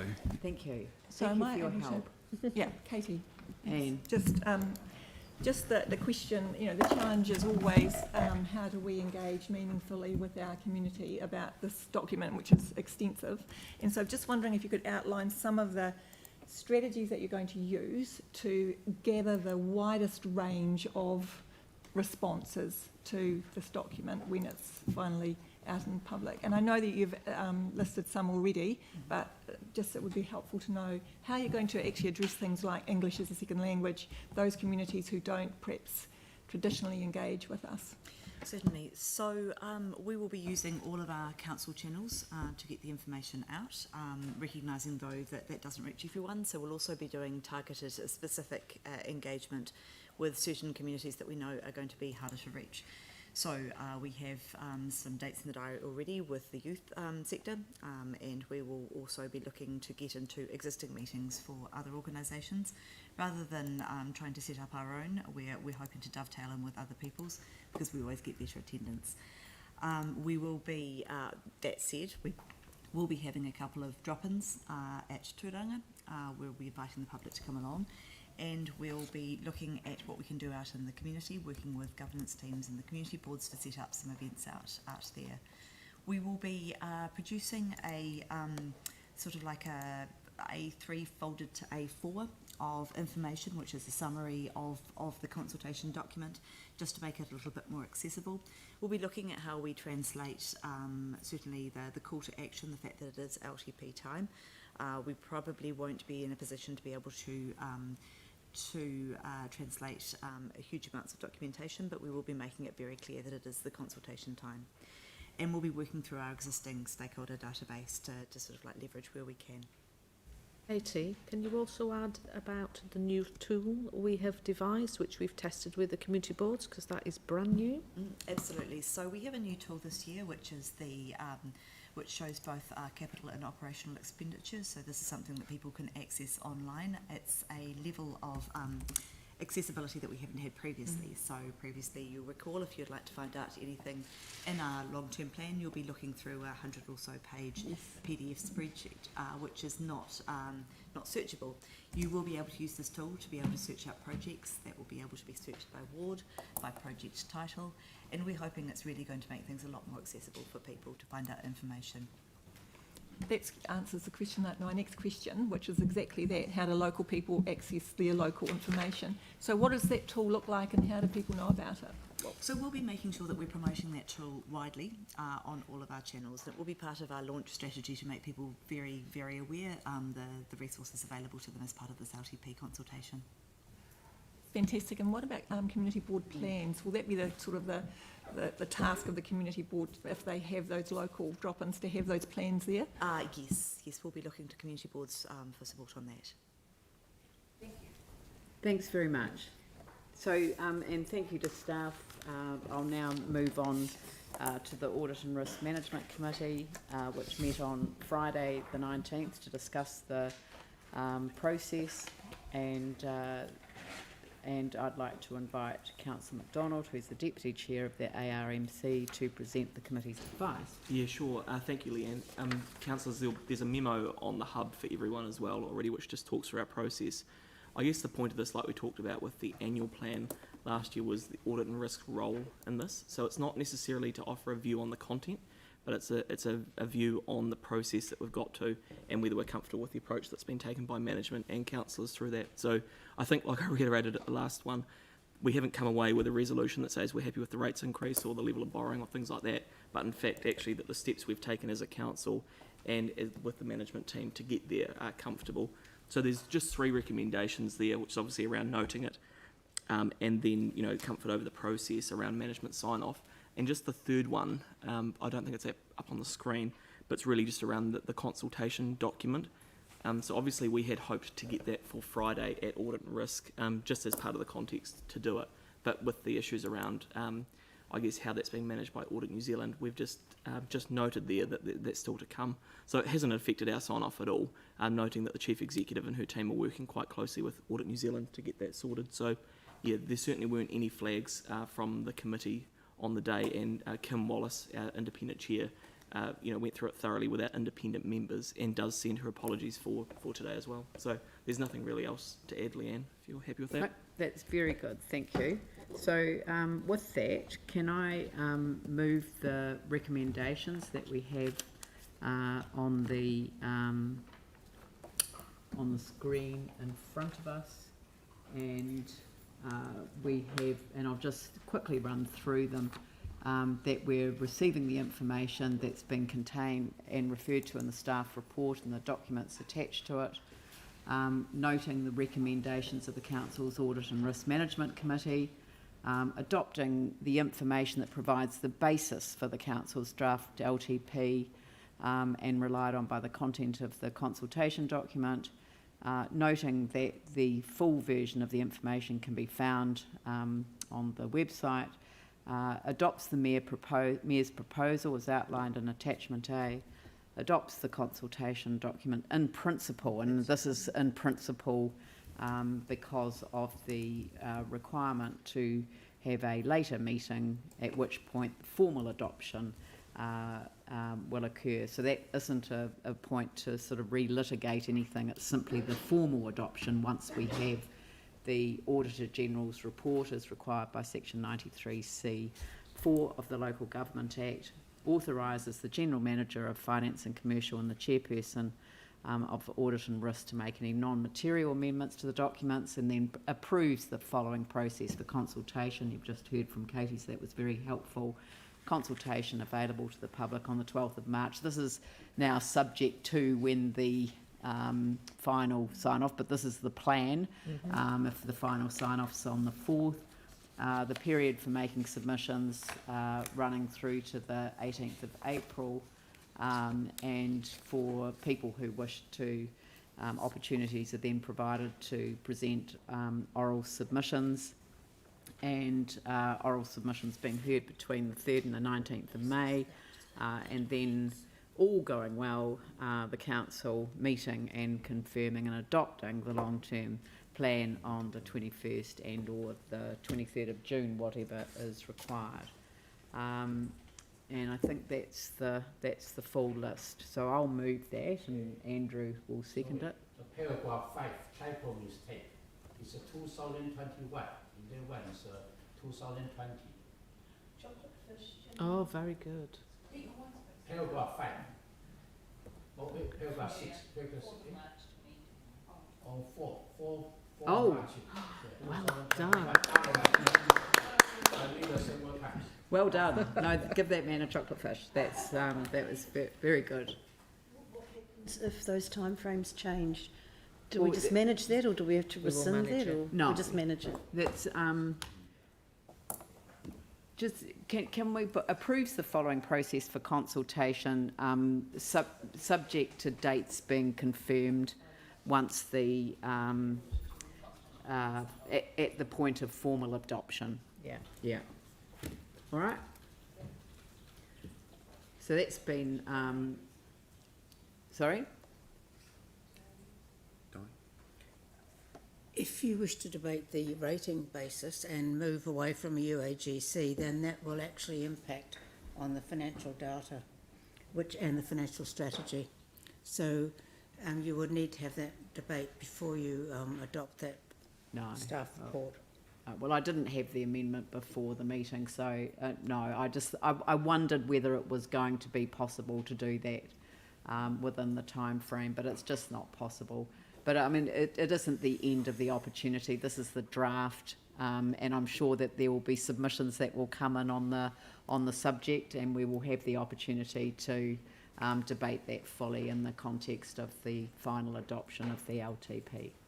Are people generally comfortable with that approach? Good. So I'm going to adjourn for morning tea, and we will reconvene at 11:30. Thank you. Thank you.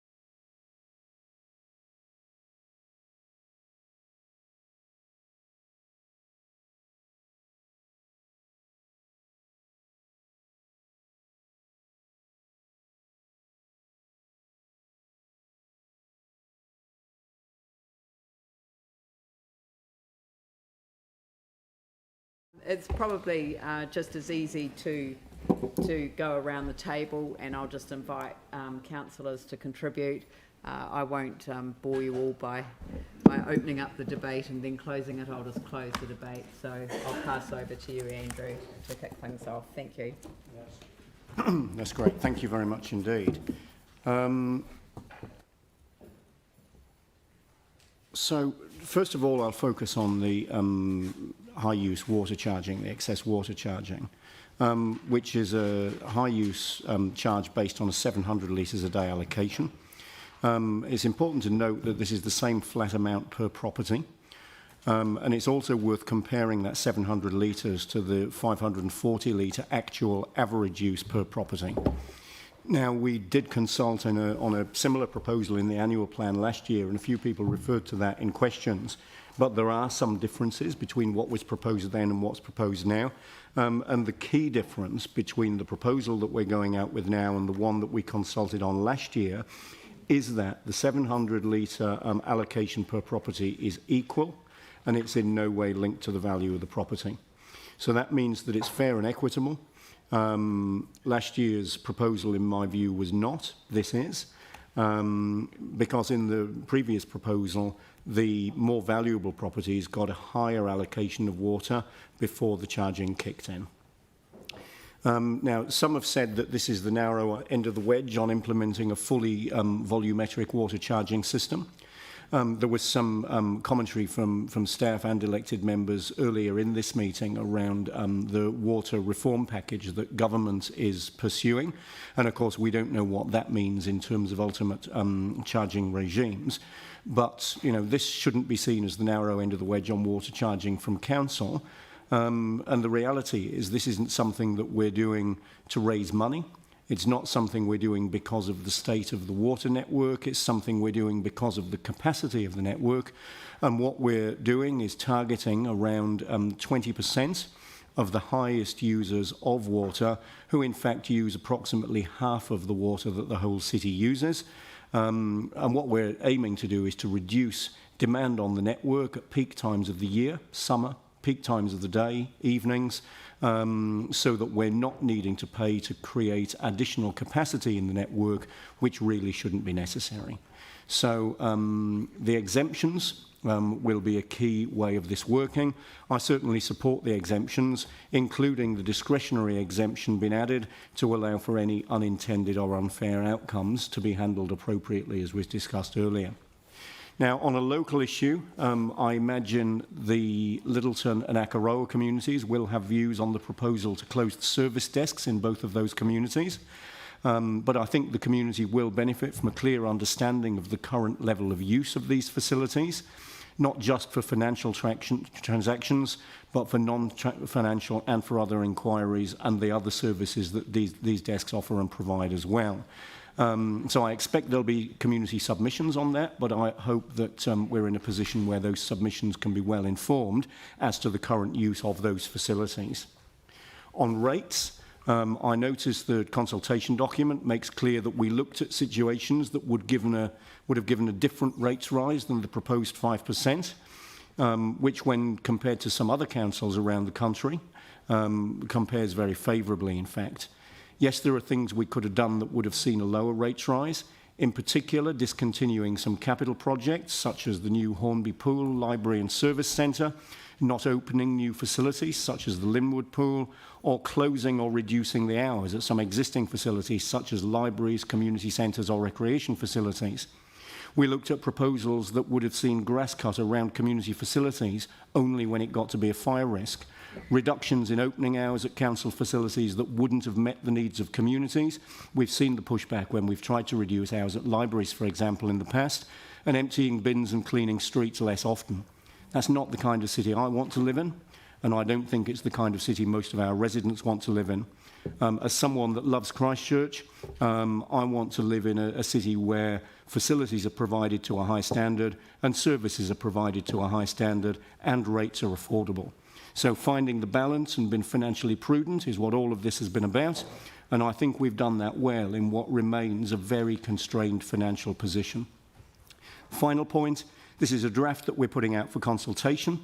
I expect that the community will have views on a number of aspects, some of which I've referred to, some of which I haven't, and I look forward to engaging with the community, or more to the point, the community engaging with us, so that we can demonstrate that making submissions is valuable, coming and speaking to those submissions actually adds to the weight of them, and that we will listen to what's been, what we're reading, and we will listen to what's been said, and that can result in change, and I'm sure will result in change when we get to the final adoption of this plan in June. Sorry, I wasn't keeping an eye on the time, and I'll do so from here on. Apologies. Mike. That's right, I gave him 2.5 minutes of my time, so I won't take long. I'll just say a few words. And I think what we've found, obviously, in a COVID-19 environment is actually, this has taken a lot of work. There's been a lot of challenges, but I think we've landed actually in a spot that's actually very, very good. We can put something out to the public that I guess, meets some of these core requirements that we need to do. We're meeting some of our, our fundamental services that we provide. In fact, when we look at one of the issues that we hear about roading, we're increasing the smoothing we're doing in that place.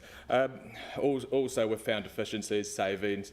This is actually quite a financially prudent plan. We've tried to keep rates as low as possible without actually making the city go backwards, because we hear a lot from a number of the communities that we represent what they like to see, and I think that's incorporated in this design, in this plan. But I think one of the things that I find probably the best thing about this is we've repositioned the city, and we're actually facing one of the biggest intergenerational challenges head on in climate change. So I actually look forward to having a conversation with the public, getting their thoughts, and seeing where that lands us.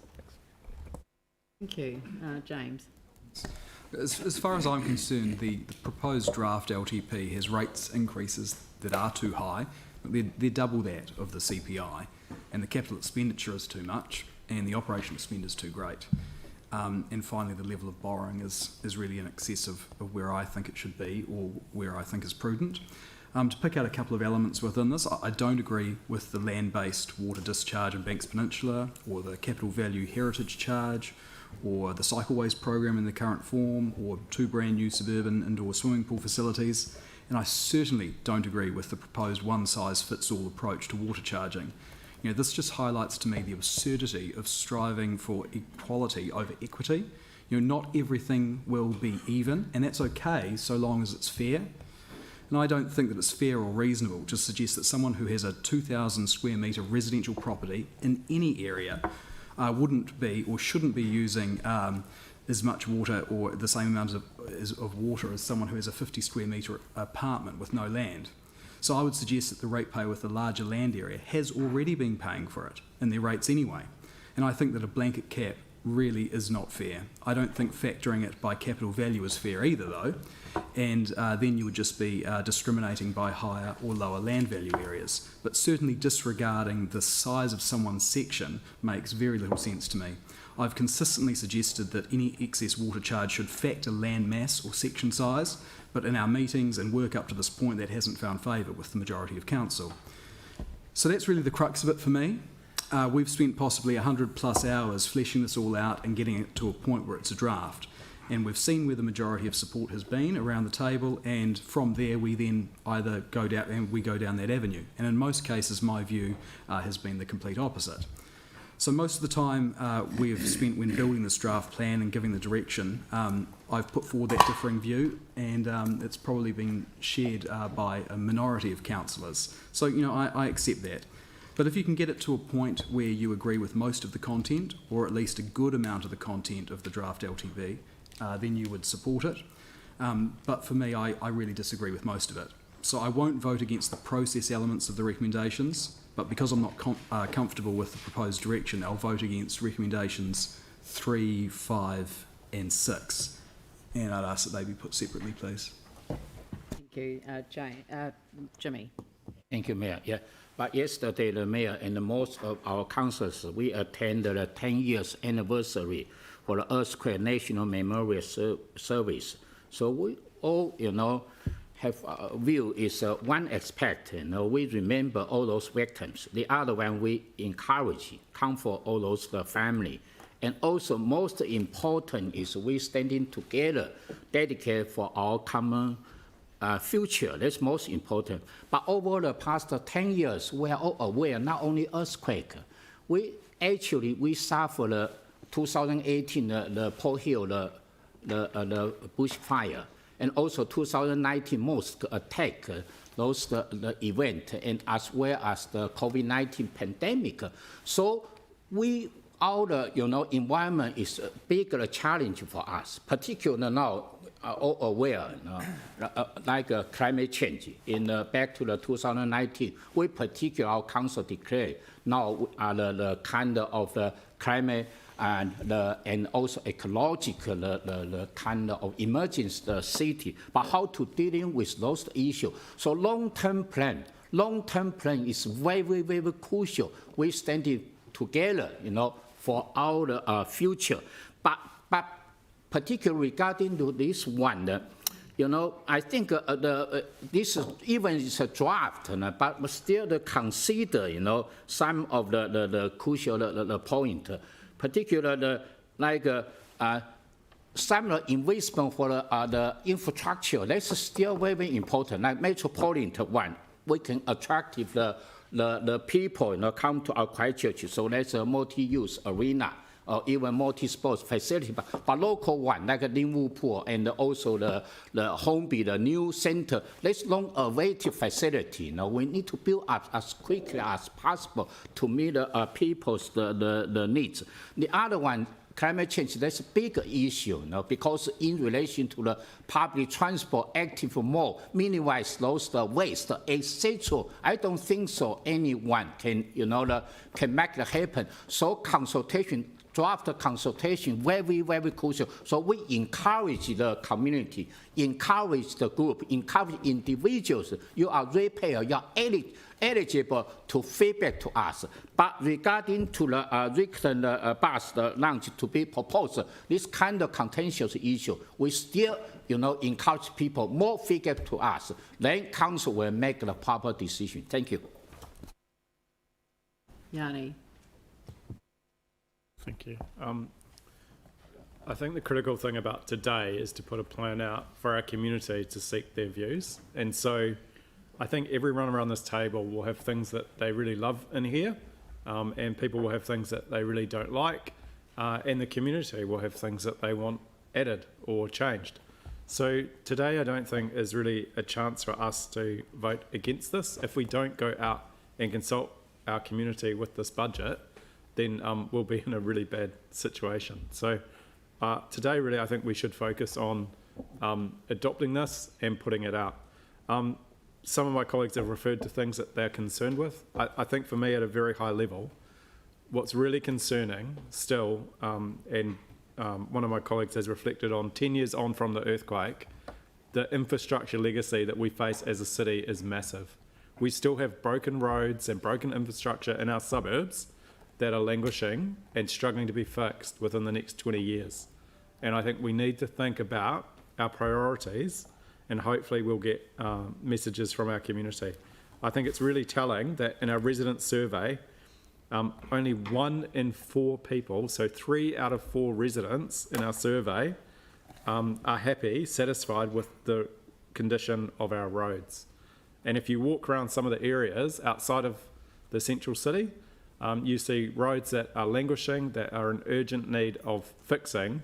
But not only that, the cost of not fixing them now as a priority is actually massive because of the reactive maintenance cost. And we had a very excellent presentation from someone from Audit and Risk not too long ago that highlighted that. So for me, my biggest concern with this document is there's things like the extra nearly $30 million for the stadium to do all the things associated with it.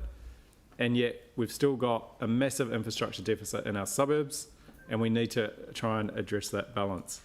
There's issues such as continuing the development contribution rates funded rebates for central city residential development that concern me when we still have issues around fixing our social housing. And the other thing I would just like to draw attention to is the huge issue with the whole idea of our water. And I personally am really concerned with the proposal, but the one thing I learned when the council took out the proposal to charge for rubbish bags is it's much better to have in the proposal the thing that you're concerned with, rather than remove it and not have submissions on it. So I hope that by having it in, which is why I'll support it today, that people will make submissions in response to it, rather than at the end of the process having it added in without people having the opportunity to know that that's what we've signalled. So thank you to everyone that's done the work on this. I think the key thing is we engage our community and get as many submissions as possible. Thank you. Melanie? I've got the completely opposing view to everything Councillor Goff said, I have to say. But that's all I'm going to say about that. Look, I'm really pleased actually with the excess water charge and where we've got to with that. I think the flat allocation per household is exactly right, and I'm pleased that we're also going to include the exemption for large families. I think that's very important in a case-by-case basis. Climate change, we've tried to address it, maybe not as much as I would like, so I think I'd love to hear the feedback from the people about what they would like to see specifically. And I'm also pleased that we increase the funding for roading and road smoothing. We've done quite a significant increase there. It's not going to be perfect, but it is better than what has been done since the earthquakes. Also, there is proposed a number of reductions to services and also increases to fees to things that council do that affect families. And for me, that's important. The Spraydon Cashmere Community Board is going to be going out for consultation to South Library in Barrington, Moreland, Spraydon. And I'm going to go to a number of places where people are, where these services are, to let them know about the changes, because it's often that people don't realise about them until 1st of July hits. So overall, I think we've done relatively well as a council working together, because the loss of income that council's had because of COVID and the dividends that we haven't had has been absolutely massive, and we've done our best as a collective, but I think there's specific things I want to see changed, and I'm going to be alerting people to those things. So thank you. Catherine? As a first-term councillor, this whole long-term plan process for me has been quite an interesting one. I personally don't think that we've gone quite far enough in terms of savings and prioritising our projects in council. Although no one here is going to disagree that consultation is very important, and we're all keen to hear what the public has to say about this consultation document. But I feel a little bit disappointed in what we're going ahead with the proposed rates increase. I won't be supporting some of the items in there, but I'll be supporting the process. But I just don't think we've gone far enough. I don't think it's fair on the residents to hit them hard when we're already in a difficult position. Sam? Cool, yeah, thank you. I mean, first, actually, can I acknowledge you, Dawn, and Andrew for leading us through this process. I think, from the outset, you've been really open and transparent with us all on how we can do this. And while we might not necessarily agree, I've never left a meeting feeling disrespected on sharing my views. So I do want to acknowledge you both for that. I think for me, looking at this next 10-year plan, it all comes down to a question of priorities. And we hear time and time again from our residents that they want those basics fixed. And I'm still not convinced that this addresses it entirely. And I don't say that because we're not putting more money into different areas, but I just don't think we're concentrating on the right ones. And for me, you look at things like the public transport spend, 96 million over the next 10 years. And as Councillor Goff mentioned around the cycleways, don't get me wrong, there is a place for that. We've spent a lot of money on them already. But when our residents are telling us daily that we should be concentrating on those basics, I do question whether we've quite got that alignment correct. Probably the other thing that sticks out for me, and it's obviously through the guidance we've offered through the workshops, has been really around the capital value charging. And I look at the heritage grant or the heritage targeted rate, and Leanne, I know that was your idea in terms of that proposal, which actually makes sense in a way to try and fix some of the solutions. But it just makes no sense to me that while, depending on where someone lives in the city, they should pay a different amount to fix buildings in the middle of town. It's just not right. And so I really hope that our residents do come back and try to address that at the same time. look, like Councillor Goff, I do think our operational savings could have gone a lot further, and I do, I say that in the hope that with our Chief Executive, she'll continue to drive that efficiency over time. I know that she will, but also around our capital program, and certainly from the questions we talked through with the staff earlier today was around that prudence level, and I'm still just not convinced that the amount we're going out to spend versus what we can actually deliver will be achievable. And so if you balance that against everything, I'm just not quite convinced that we've got to the point we should have. I've been really upfront from the outset. My view would have been to setting a rating envelope to really try and minimise that additional impact on residents.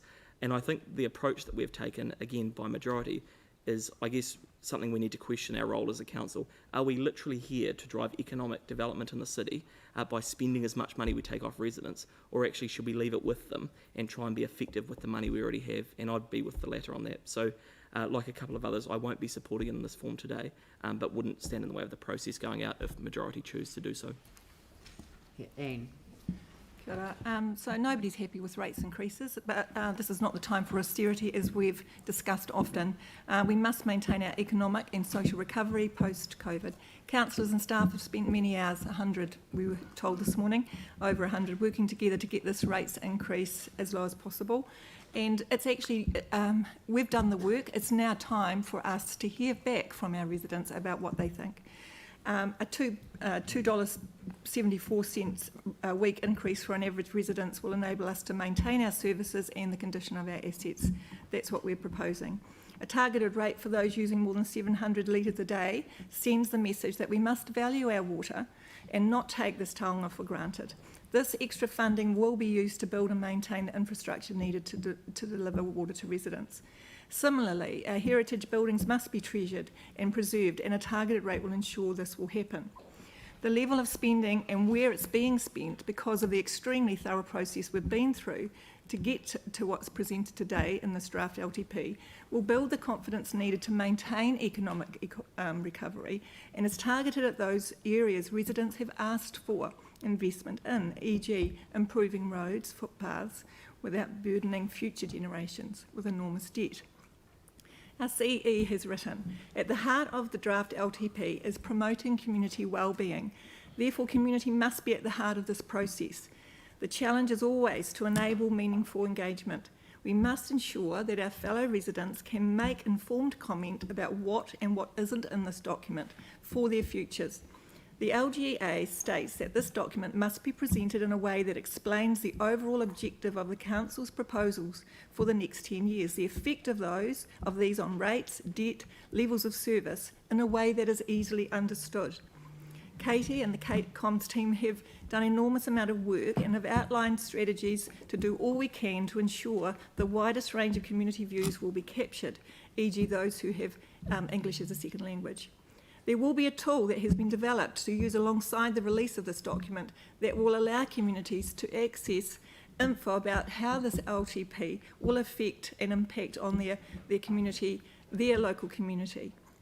There will be opportunities for residents to engage with their community boards to convey their views on what the long-term plan will mean for them. I will be attending as many of those opportunities as I can to hear my community's views, and I challenge all of my fellow councillors to do the same. Let's get out and hear what our residents think, so people can no longer say, council does this to us instead of with us. Phil. Thank you, everybody.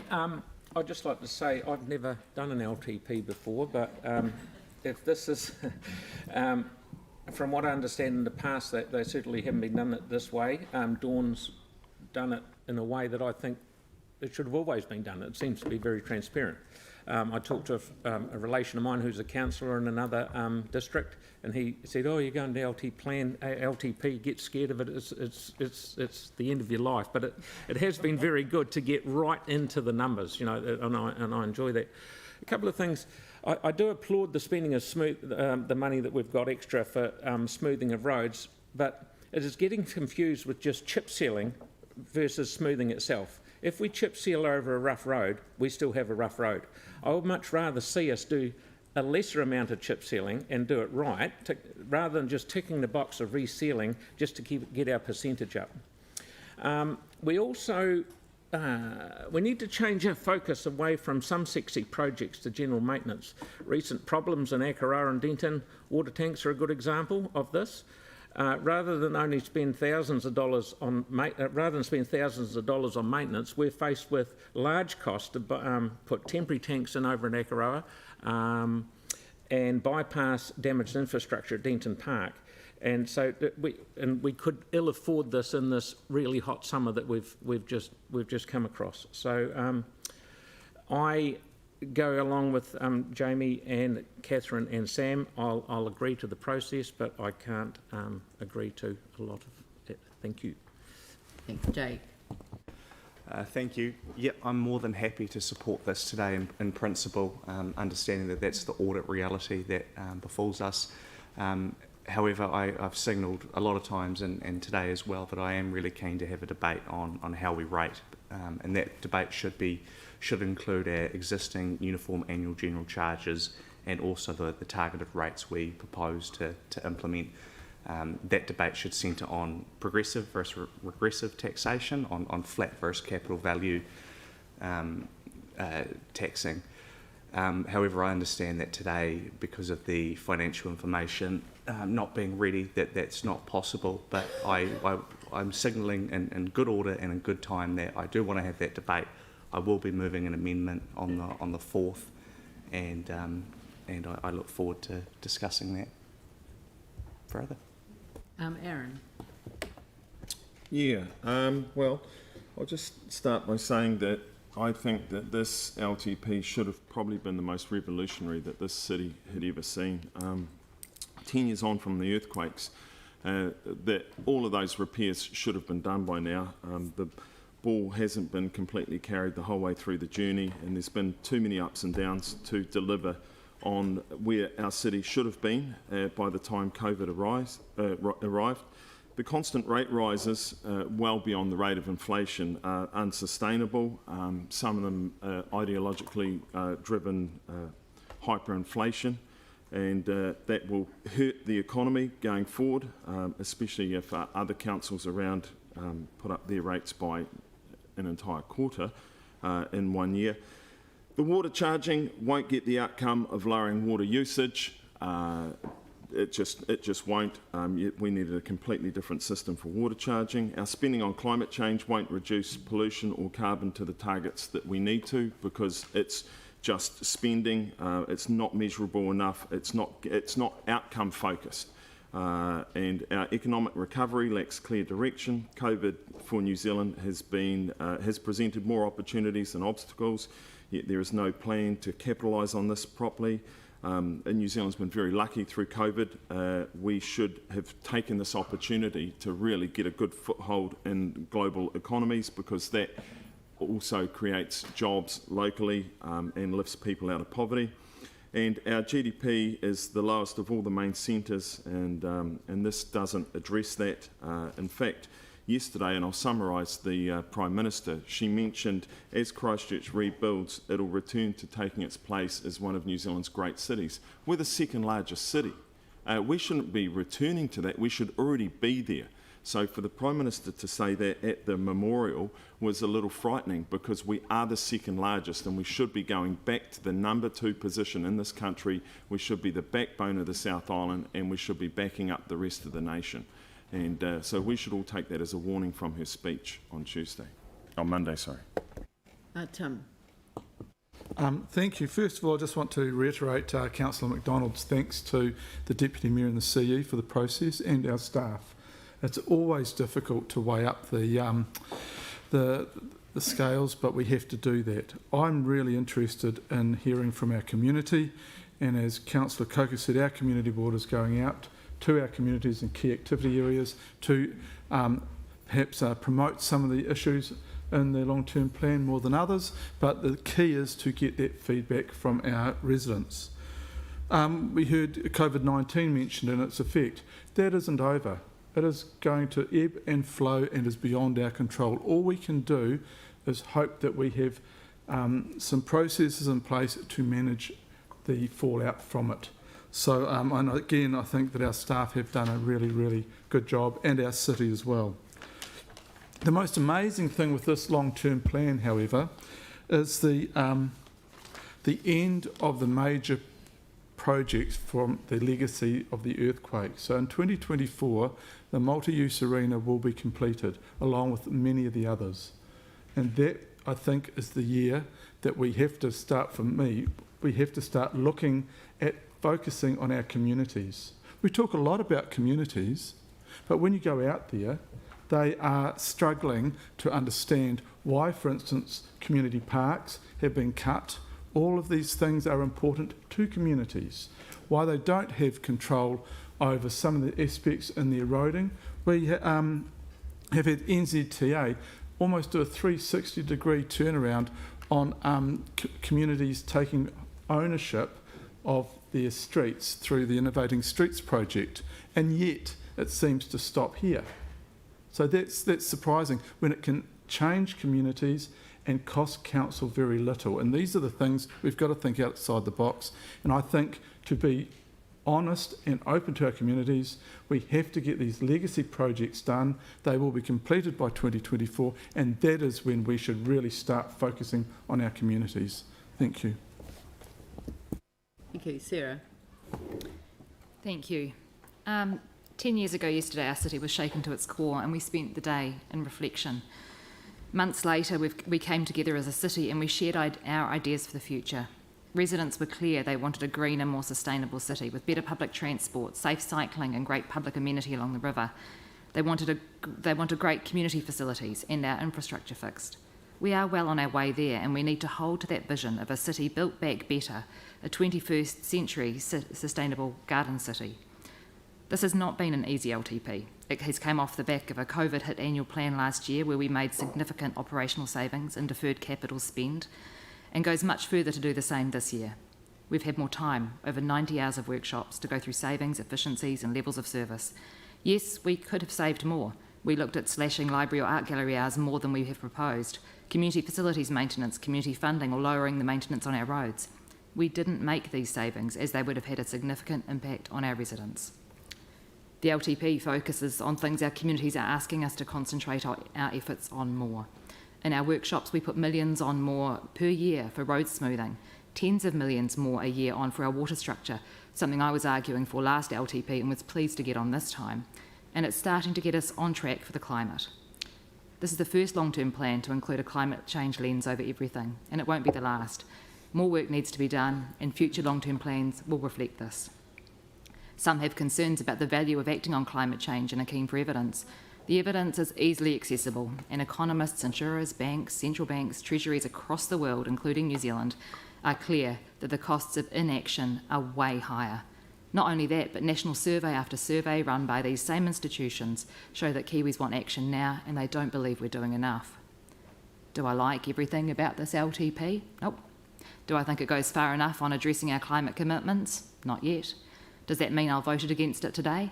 No, absolutely not. Opinions vary around the table, and that's absolutely as it should be. But we have been through this line by line, and I'm looking forward to councillors pointing out the operational savings that they think we should be making on top of the 300 million we've already made, or capital projects they want cut, and to be clear for the community what these additional savings would mean. When it comes to financial prudence and headroom, of course, our crunch time as a city is around the stadium, which we have been told will be a 2.9% impact on rates. We chose not to take that cut. And this is where we're at, and it's a proposal. We have seen year after year we make changes, sometimes substantial ones, based on feedback from our community.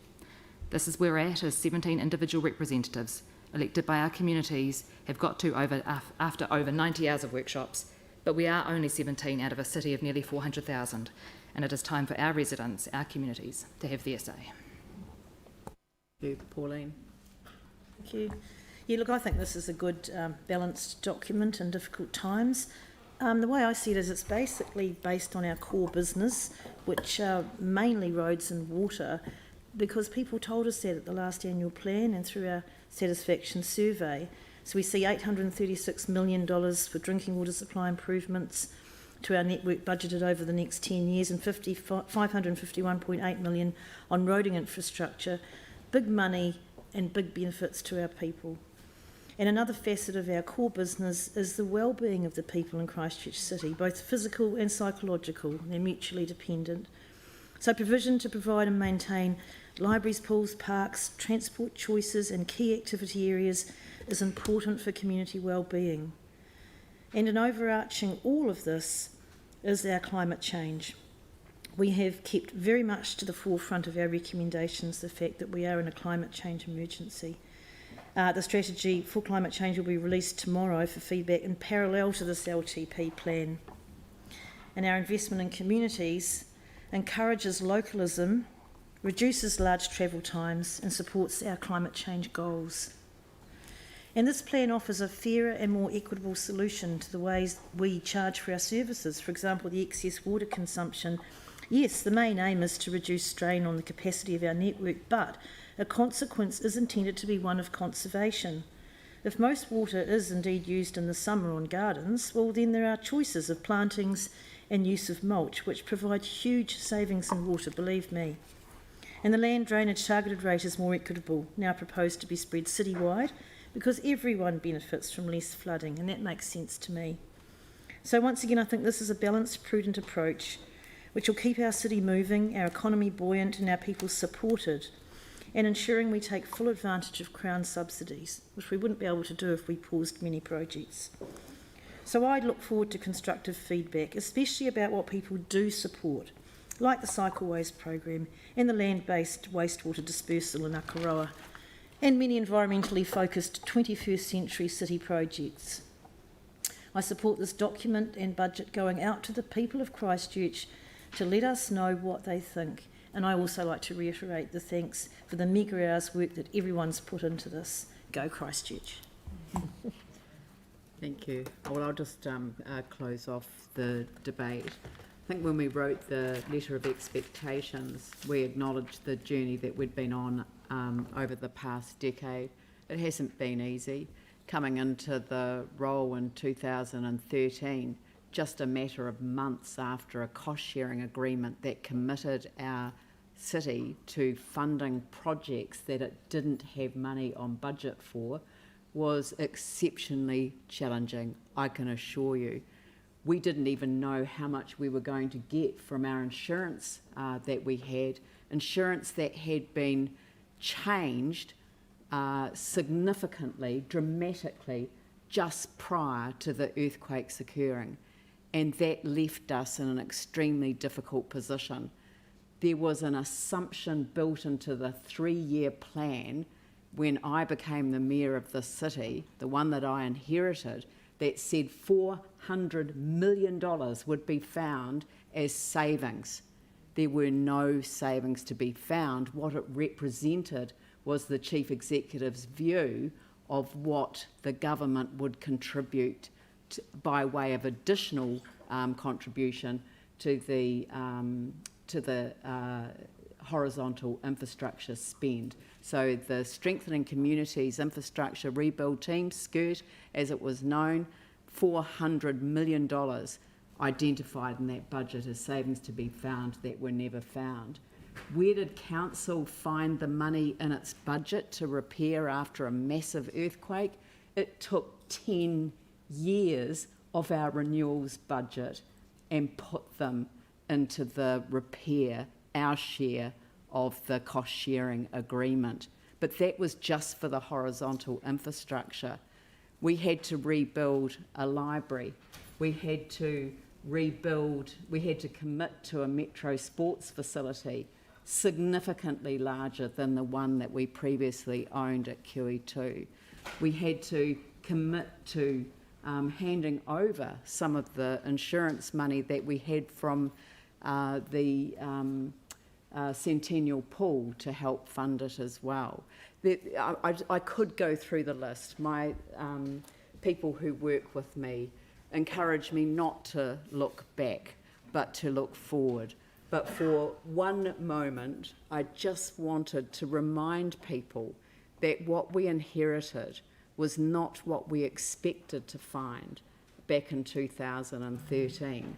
There were a number of decisions that were made that the city has had no ability to influence right from the get-go because of a decision that was signed off in June 2013. And that was the result of the decisions that were taken with the blueprint, which actually overrode the Share an Idea brilliant campaign, the best thing the Christchurch City Council has ever done.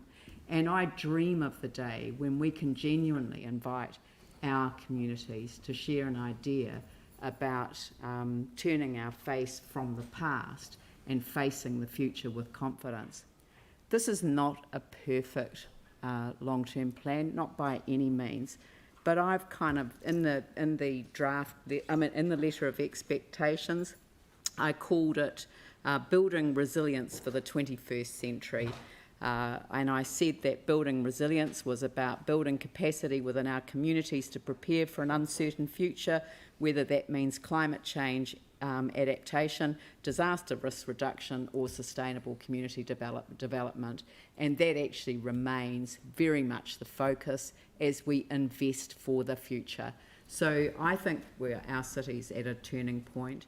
I would like us to claim profoundly, as I have done so in the Mayor's proposal that I'm putting before you today, the gratitude with which we express our thanks to the rest of the country for coming to our aid when we needed it, but actually also knowing that we ourselves are going to be able to contribute to the country in a way that is befitting our status as the second largest urban centre in the country.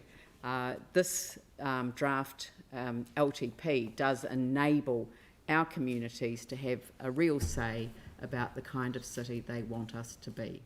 So on that note, I will take out items 3, 5 and 6, and so for all of the balance, which are the technical process ones, I will put the technical, I'll take out the 3 and then I'll put the technical process one. So I'll ask people to vote on item 3, 5 and 6, which is adopting the information, adopting the Mayor's proposal and adopting the consultation document in principle. So, and it's probably just as easy if you do a division. Yeah. So just for 3, 5 and 6 first. 3, 5 and 6. Are people comfortable that they're the 3? Perfect. Thank you. Okay, for resolutions 3, 5 and 6, the Mayor, Aye. Councillor Turner, Yes. Councillor Chen, Yes. Councillor Chu, Councillor Coker, Councillor Cotter, Councillor Daniels, he's not here, Councillor Davidson, Councillor Galloway, Councillor Goff, No. Councillor Johansson, Councillor Keown, No. Councillor MacDonald, No. Councillor Major, Councillor McLennan,